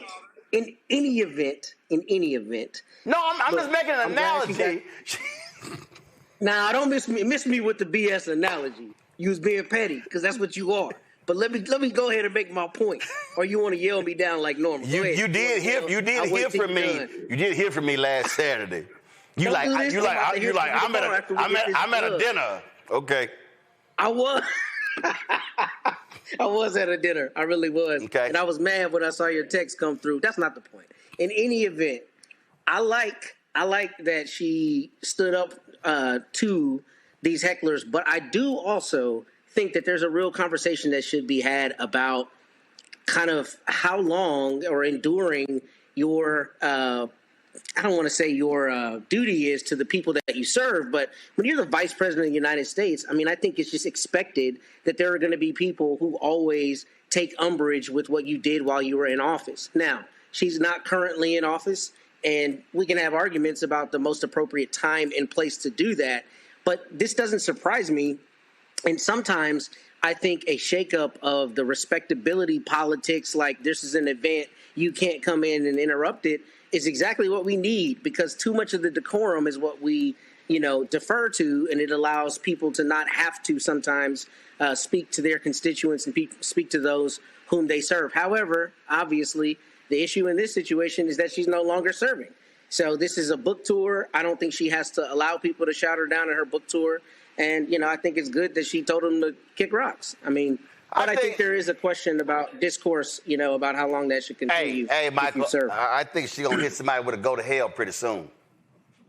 She's going to slap the shit out of somebody. That's what's going to happen, okay? And these little protesters, I want to know who's financing them, who's funding them.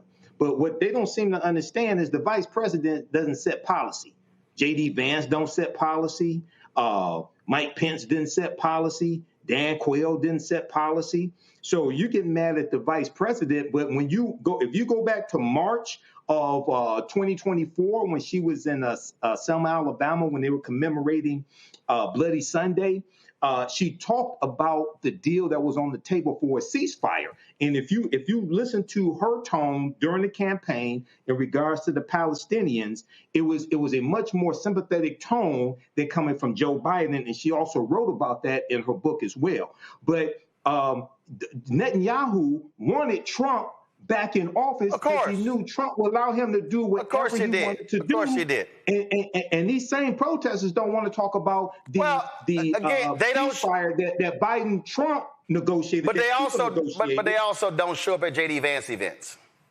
Well, they don't show up at Donald Trump events. Donald Trump periodically has rallies and speaking things like that. They don't go in those and act a fool. And there's rapid famine in Palestine right now. In the Gaza Strip. Rapid famine. Well, now that we have this ceasefire, hostages being exchanged, let's see what happens after this and who they start shouting down. We'll see. All right, y'all, got to go to a break. We come back. National Guard troops on the streets now in Memphis. We'll talk to the city councilwoman next about that. Don't forget to support the work that we do. Join our Bring the Funk fan club. Your dollars are critically important for the work that we do. Our goal is to raise $1 million between now and the end of the year. And so if you want to support us via Cash App, use the Stripe QR code. You see it bottom left-hand corner. Use the QR code for credit cards as well. PayPal's R Martin Unfiltered. Venmo's are Unfiltered. Zelle, Roland at RolandSMartin.com. Roland at RolandMartinUnfiltered.com. Of course, checks and money order. Make it payable to Roland Martin Unfiltered, P.O. Box 57196, Washington, D.C. 2003 7-0196. Back in a moment. Next on The Black Table with me, Craig Carr. Why the America we live in today is not what the founders intended or what they outlined in the Declaration of Independence and even the Constitution. Professor and author Kermit Roosevelt will join us to talk about his book, The Nation That Never Was. How history was misinterpreted, the intent and realities of America's beginnings, and missed a much better story in the process. So if you have to pick some group to marginalize, I think it should be the people who are against equality. That's next on The Black Table, right here on the Black Star Network.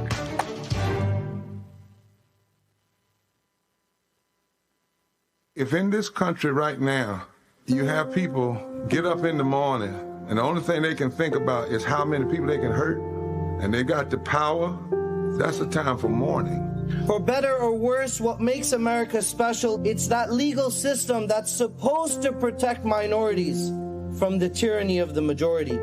We are at a point of a moral emergency. We must raise a voice of outrage. We must raise a voice of compassion. And we must raise a voice of unity. We are not in a crisis of party versus party. We are in a crisis of civilization, a human rights crisis, and a crisis of democracy itself. And guess what? You've been chosen to make sure that those that would destroy, those that would hate, don't have the final say, and they don't ultimately win. Hello, I'm Bishop T.D. Jakes, and you're watching Roland Martin Unfiltered.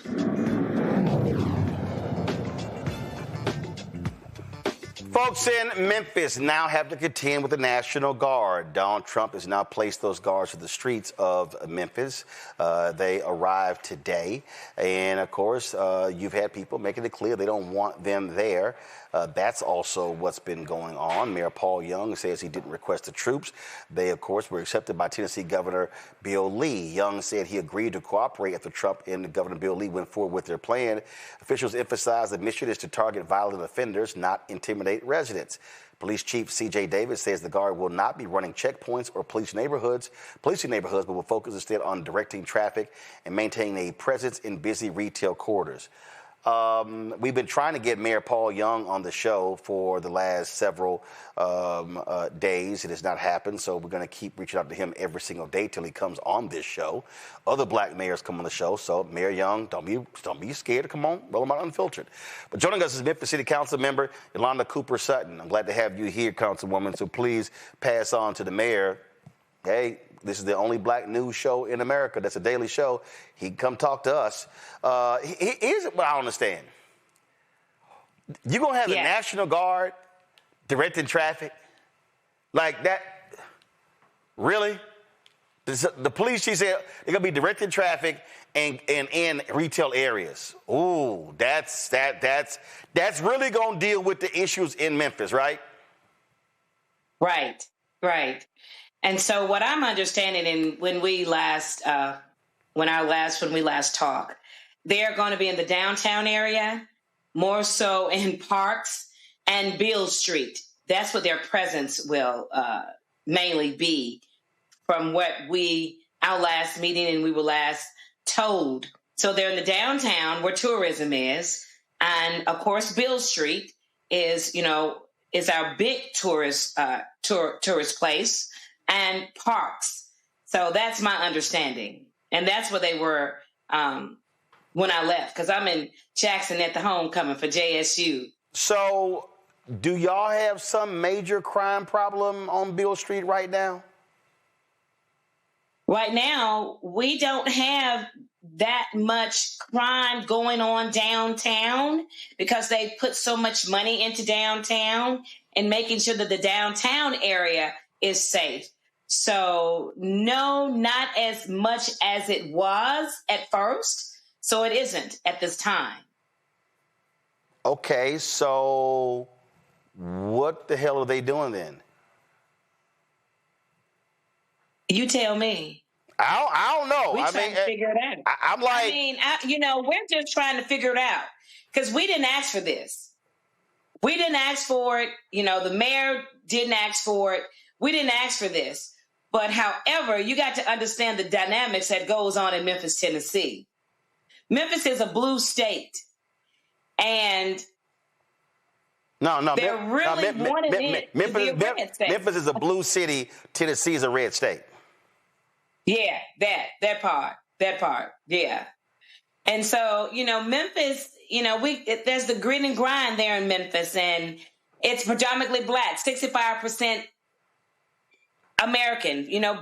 Black people live in Memphis. That's where we are. And we've had a crime issue. And if people will really be honest and be truthful, yes, we have. But however, the numbers were going down in our homicide, in our domestic violence. And so our numbers had really, really, really have been going down. And it was going down before all this was initiated. Yeah, I'm just sitting here going, okay, so you're having them there to go into high retail areas and to direct traffic. Okay, sure. That's a great use of resources. It is, isn't it? and they are not armed with, big tanks like they were. You got to remember the dynamics is totally different than Washington, D.C. And so they are downtown, from my understanding. They're downtown in tourism. I have the tourists.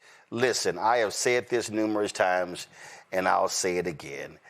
This is nothing about a big-ass TV show. This is a TV show. It's all about the spectacle. It's all about the flash. That's all this is. It's not actually about dealing with the issue. It is Donald Trump desperately. It's the TV show. Yeah, it's a pony and horse show. It's a total pony and horse show. And as I always said from the beginning, when Kash Patel said that Memphis, Tennessee was the most dangerous, we should have cut him off at the knees then. But nobody said anything. And that was a light bulb. That should have been a light bulb. That should have been a red flag that had gone up and said, is something brewing in the background? And no one said anything. Not one thing. Even when I said something in August, I said they're planning on bringing the National Guards, but the picture is bigger than the National Guards, okay? It's bigger than that. Yeah, but we got 33 federal agencies. We got 33 federal agencies in Memphis. Really? Right. And to your point, look, they're going to come after you, and you better be prepared to fight back. You saw what Brandon Johnson did in Chicago. You saw how Pritzker responded. Granted, Pritzker is a Democrat, but I get it. But Mayor Brandon Johnson was extremely strong about how he felt about these troops coming into Chicago. That's right. That's right. Very, very pushback. He wasn't going for it. He wasn't going for the bullying. He just wasn't going for the rhetoric that, this administration brings. And it's just, we'll see. I'm just waiting for the numbers, and we'll see. I'm waiting to see the numbers, what the real outcome would be. What's the sustainability after all this is over? Whenever they decide to leave, I hear it.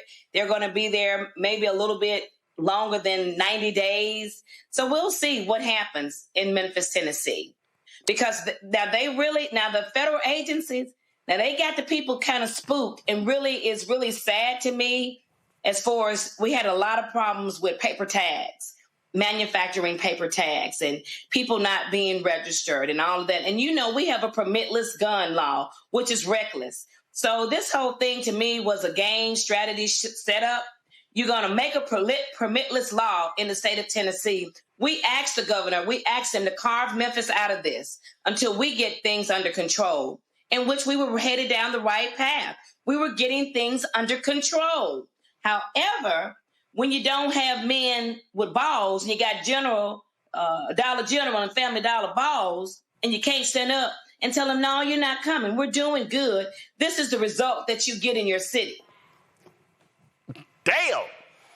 Dollar General Family Dollar balls. Okay. You okay, Matt? Matt, you okay? That's hilarious. That's funny. Matt, you get the first question, the councilwoman. No, come back to me. Candace, come back to me, please. Candace, go ahead. I'll lost my train of thought there. But this is part of the game, right? We know that Trump comes out to be a victor because, listen, if you have the FBI on the ground and they have arresting powers, unlike the National Guard, you're going to have crime that goes down. I mean, anybody with an accent or anybody whose papers are in order one bit, they're not going to be on the streets. So you mentioned sustainability. I'm wondering, what has it been like actually going downtown? If you have been there, what's the atmosphere? Can you take us down there? Well, my office is downtown. It's on Main Street. And so I haven't been downtown since the MG's been here. They got here today in their boots on the ground. I hear they're visible. However, it's a game. It's a game, and if you're just going to sit back and play this game, because see, it's two games that people talk about. This is just an absolute game. he said that he's coming to save Memphis, and he can't even save himself, never alone save himself. So how he's going to save Memphis and change the numbers? So like I always say, and I will always say, everybody talk about checker and chess. No, this ain't a checker and chess. This a Ouija board that you're playing on. And if you ain't spiritually connected and you can't see where they're going with this, yeah, you're going to fall for the tricks. And you're going to fall for the falsehood and the lies and the rhetoric and all the other foolishness that's going on. This ain't no checker, nor is this chess. They playing straight from a Ouija board. Michael. I'm writing down everything you're saying today. These are one for the books of the Ouija board. I thank you. Thank you for your answer. Yes. All right. Thank you, Councilwoman Cooper Sutton. Yes, straight from a Ouija board. I never heard that one before.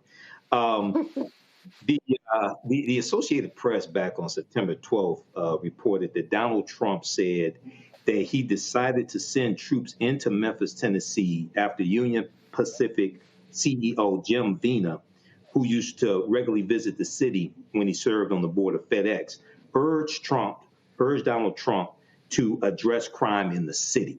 Can you talk about that? Do you know anything about that? I have no validation on that. I don't have any validation on that. I don't know if that's one of his, he's a notorious liar. He will lie. Right. So I don't know. Right. Let's call a spade a spade. Right now, for Black Americans, it's very critical for us. And for a Democratic, we are at Memphis is a blue state, so it's very critical for us. And so we got to take everything that they're saying and turn this around and use it and capitalize off of it at the best way that we know how to capitalize off of it. And it is what it is. It's a dog and pony show. That's just what it is. Right. Right. And that was my second point of my question. The community organizations, the community violence intervention organizations that have been working to bring the crime statistics down, things like this. Have they been talking about continuing what they're doing, ramp things up? Has there been talk in the community about what to do on the ground level with the troops there and the 13 federal agencies, things like that? Well, the organization that I have been in contact with, they gave me a list of demands of what they wanted to see and what they didn't want to see.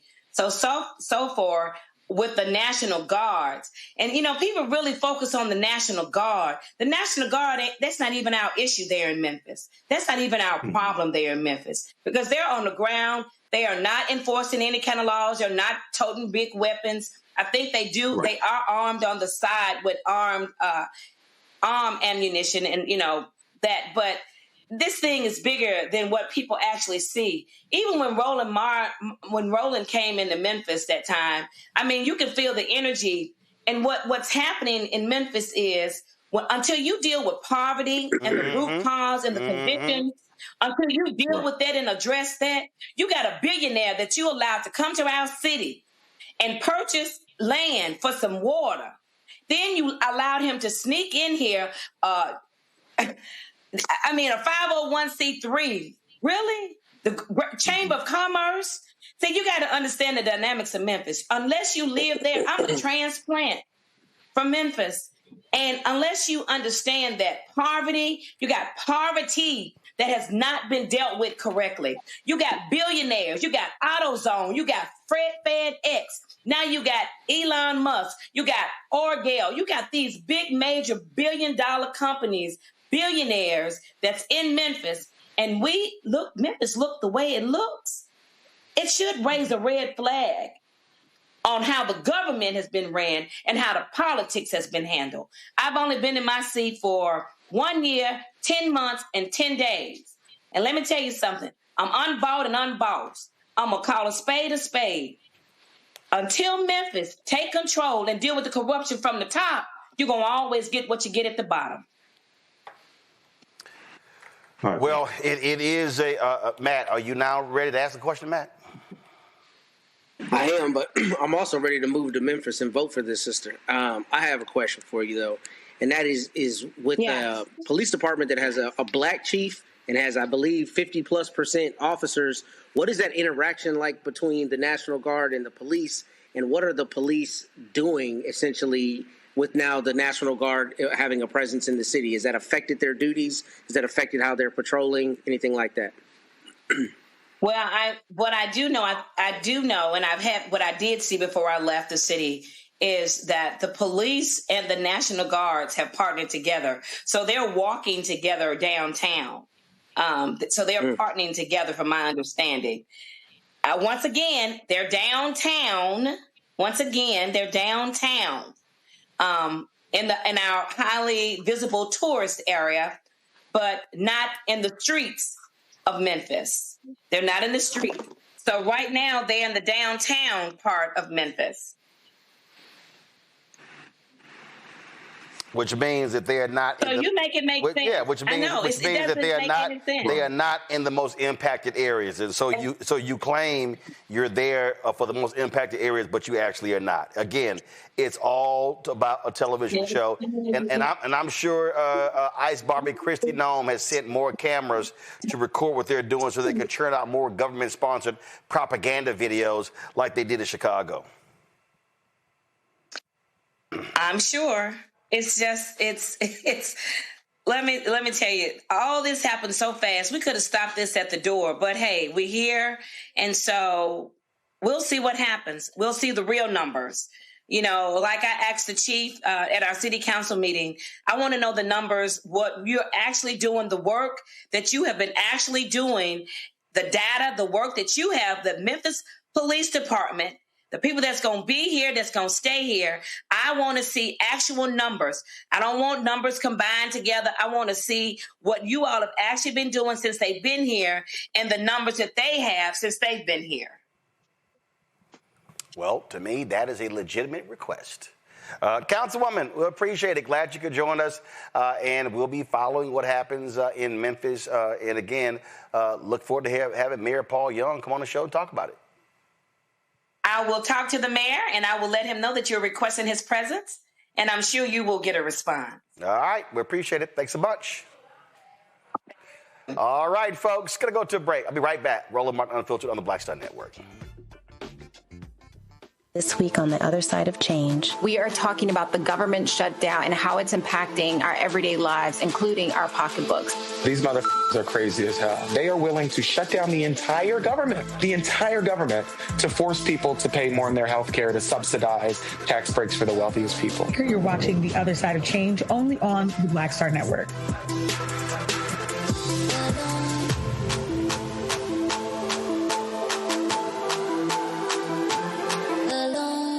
Said the quiet part out loud.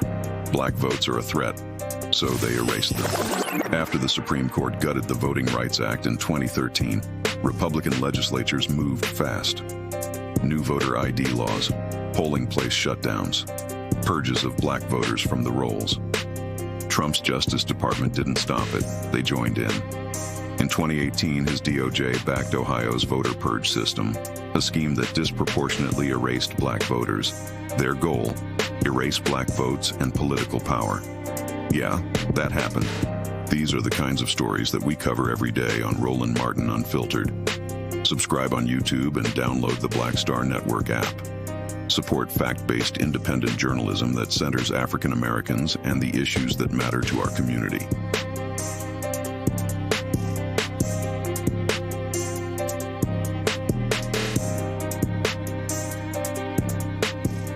Hey, I'm Mark Morial, President and CEO of the National Urban League, and I'm watching Roland Martin Unfiltered. All right, y'all. So you might have seen a couple times during the show the ad Robert De Niro cut for this massive protest that's going to take place October 18th called No Kings. Watch it. The original No Kings protest was 250 years ago. Americans decided they didn't want to live under the rule of King George III.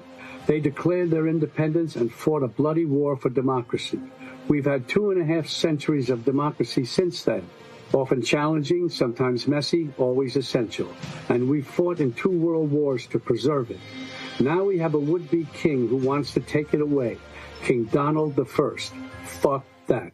We're rising up again this time, nonviolently, raising our voices to declare no kings. I'm Robert De Niro, asking you to stand up and be counted in the nationwide No Kings protest on October 18th. Visit nokings.org to find, volunteer, or host a protest near you. We're all in this together, indivisible, with liberty and justice for all.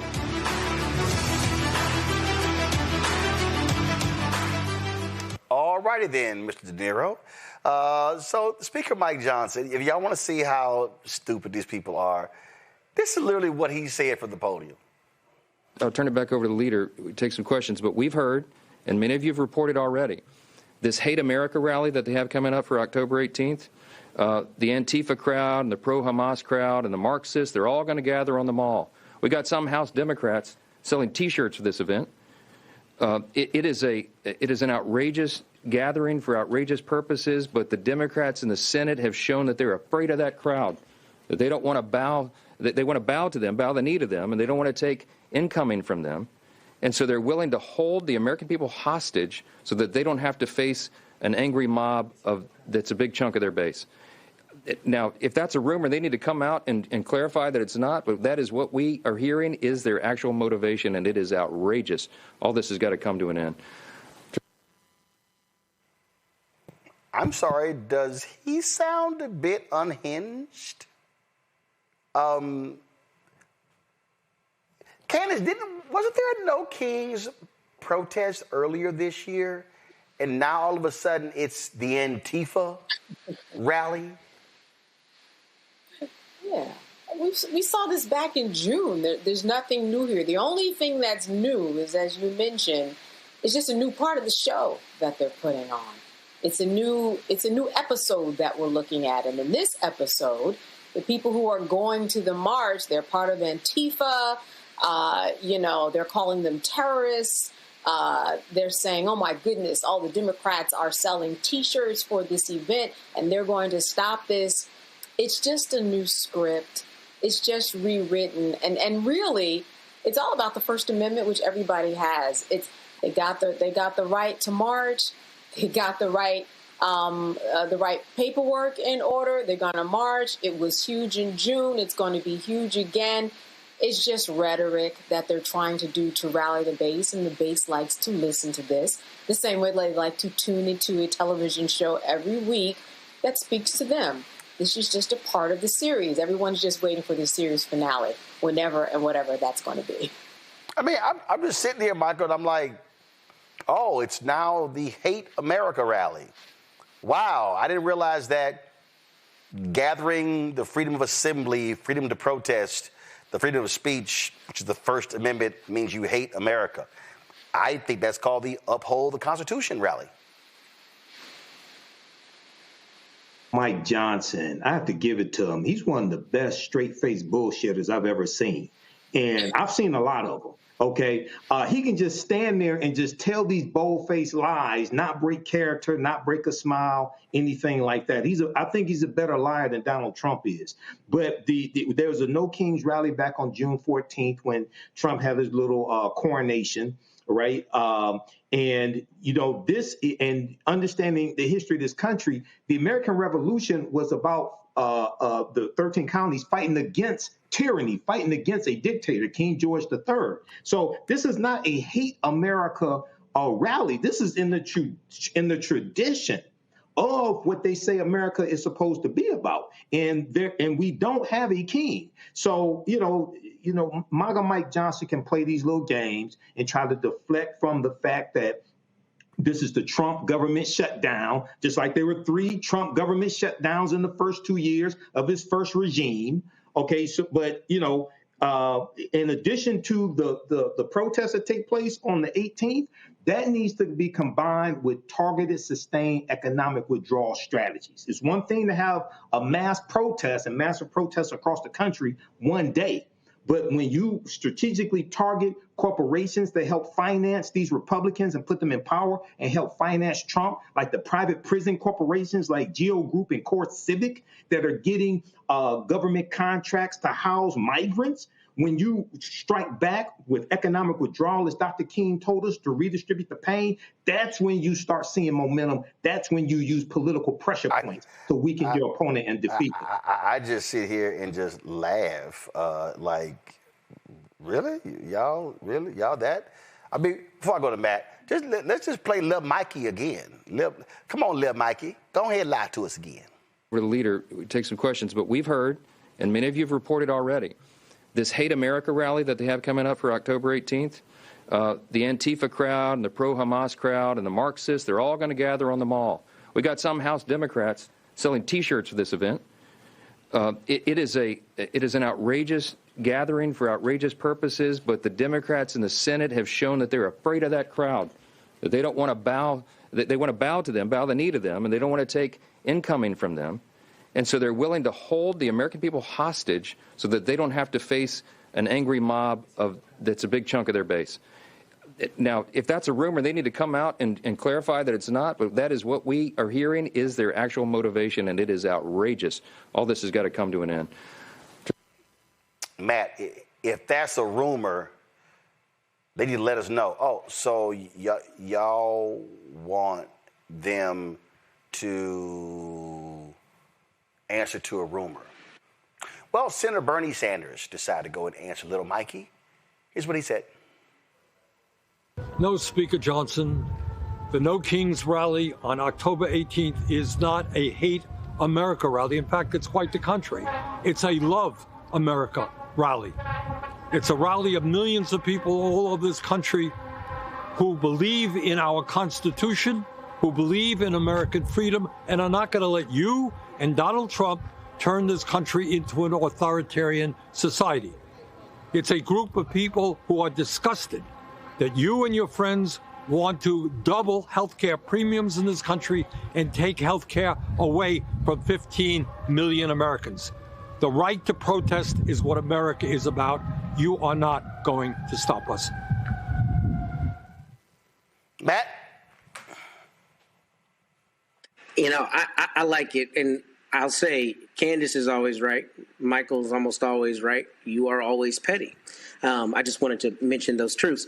But here's the thing. Look, what I think about this, that Mike, let me finish. Can I please, brother? Can you shout me down in a minute? Can I finish? Thank you. So here's the thing. I think Michael used some words that were so perfectly I think, attuned to this moment. Regime, right? That's what we're seeing. We're seeing a slide into authoritarianism. We're seeing a running full speed into authoritarianism. And I think what both him and Candace hit on masterfully is the cognitive dissonance with Republicans, particularly when they decide that this thing that I don't like is somehow antithetical to America. But on the 4th of July, you'll be right there tap dancing, talking about how the founders left a tyrannical English government. Right. So this is quintessential constitutional activity, the right to assemble, the right to air your grievances, the right to speak freely. This is what we for decades have said sets us apart, as Ronald Reagan might have said, a city out on a hill, right? City on a hill, America and its rights. This is quintessential Americanism. And for the Republicans to now say that it's got to be hate America, this is the rhetoric that we're seeing. And what's scary about this is the people who are buying this drivel are the same people who for a long time claimed they're a part of a party of values and morals. You just cannot have it both ways. And that's what we're seeing. We're seeing the Republicans trying to use it as both a battering ram and as a shield when they think it's advantageous, depending on how to play it in that perspective. But this is the Constitution 101, and this is exactly what they claim they're in support of. And then they get on TV and BS this. But the irony of all of this is Mike Johnson says this, and right below him it says government shutdown day 10. And the people holding us hostage are them. So I don't understand how you can say that with this, but I think Michael was exactly right in his assessment. Well, I just love how they just want to sit here and just, you know, do what they do and just lie and love. They just love the Second Amendment. They just skip right over that sucker came right before them. All right. Before we go, one last story that I got. In fact, it's a great video. I'm just going to go ahead and play it. iPad, please, Henry. On the second Saturday of October, the eyes of the nation. Gaze down upon the heart of Dallas. 195 miles from Norman and 195 miles from Austin. The Cotton Bowl is the 50-yard line. That separates two of college football's legendary programs. From the buses rolling through the fair to that long walk down this tunnel to 3.5 hours of strain and emotion. Legends are forged in this battlefield. And in this game, throw out the X's and O's. Sometimes you just got to take a leap.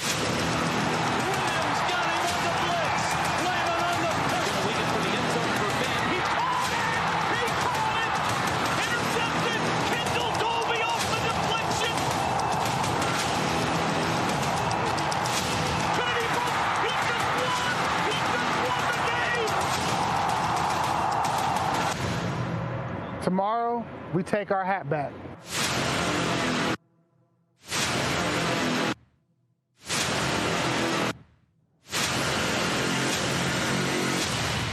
This is OU Texas.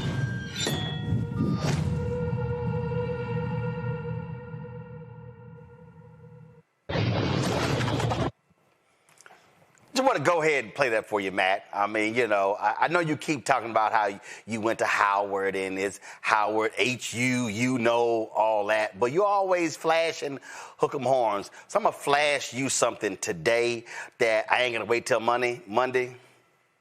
3-3. First off, please don't flash me. Don't flash none of us. 3-3. 3-3. Nah, bruh. By tomorrow evening, y'all going to be 3-3. So I want to let you. Because first of all, you already fell out of the top 25, like all the way out. Like, wasn't y'all like 8? Y'all went from 8 to out. Damn! After losing to Florida. So I know it's October. I don't need to hear any horror stories. No. I'm just stating some facts, right? Are y'all gonna be 3-3 tomorrow? I think we talked about petulant children and bullies earlier on this show. What? Stands to reason, my brother.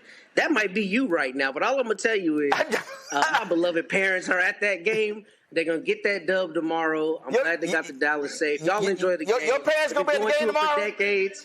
Red River Shootout, yeah. Because they're real about it, and they know Texas getting the dub tomorrow. Let me just go ahead. Let me just go ahead and tell your parents, listen, I want y'all to enjoy the state fair.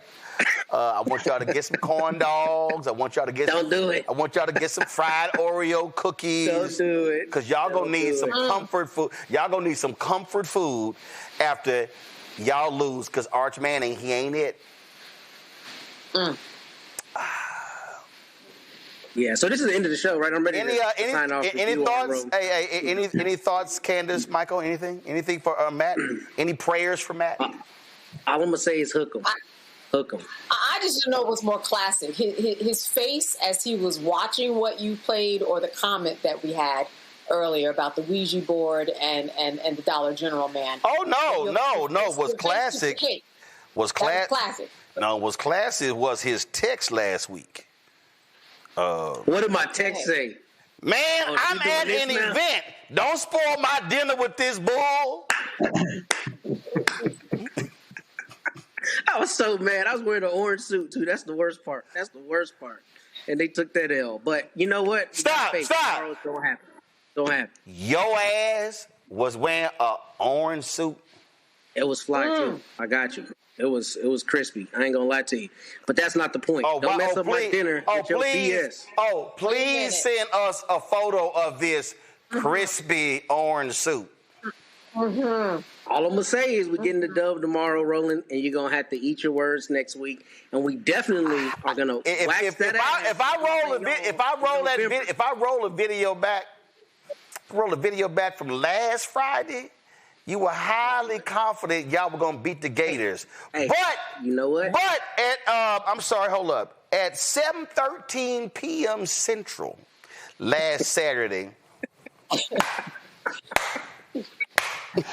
Don't do it, man. You got a chopped text. You got a chopped text. So, yes. So the moment it comes up on my watch, I just instantly dread. Instantly. You can't say orange suit and just expect us to get off that. Matt. Hey, stop. it was crispy though. I ain't gonna lie to you. Look, hey. Yeah, you're gonna have to show that one to us. I'm not gonna do that. Why would I do that, Michael? Come on now. You said it's crispy. But I can't let King Petty try to roast me in front of America. You said happen. If you so confident in your crispy orange suit. It's the truth. It's the truth. Hey, if anybody was at the event with Matt last Saturday, y'all do me a favor. Y'all send a photo. Send me a photo. Email me a photo. Go to info@RolandSMartin.com and send me Matt's crispy orange suit photo. Check it out, Ron. Check it out, Ron. When we get this dub, you're going to have to grab them Dollar General balls and call me and admit that we got this dub. So be ready, man. Matt, you were talking. Their outfits and then their get-ups. I don't know if you lean over to the get-ups. Candace, don't do this, Candace. Don't do this, Candace. You know you're my girl, Candace. Don't do this. Don't fall prey. Don't fall prey to this temptation. All I know since Matt. I don't know where you fall with the orange suit. All I know since Matt talking about what's crispy, go to my iPad. This is what's crispy. This is the AP Top 7. I don't even see y'all in it. I see my Texas A&M Aggies number 5. I see OU number 6. Let me go ahead and scroll down. No, I don't see y'all in that second group. I don't see y'all in that third group. Yeah, I don't see. Damn, Cincinnati got more votes than y'all did.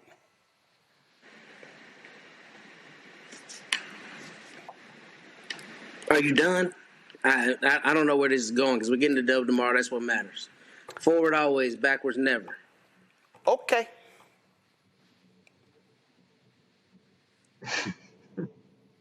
That's what we're going to see. We're going to see this. And then we're going to see horn sawed off. All right, y'all. Yeah, see, you can't even talk. Go ahead and sign off, Charlie Price. Oh, no. Well, no. Hold up. I can sign off when your team is 5-0. Oh, don't do it. You can sign off. Don't do it. I can't wait till we beat y'all in November. When your team is 3-2 and they're going to be 3-3 tomorrow.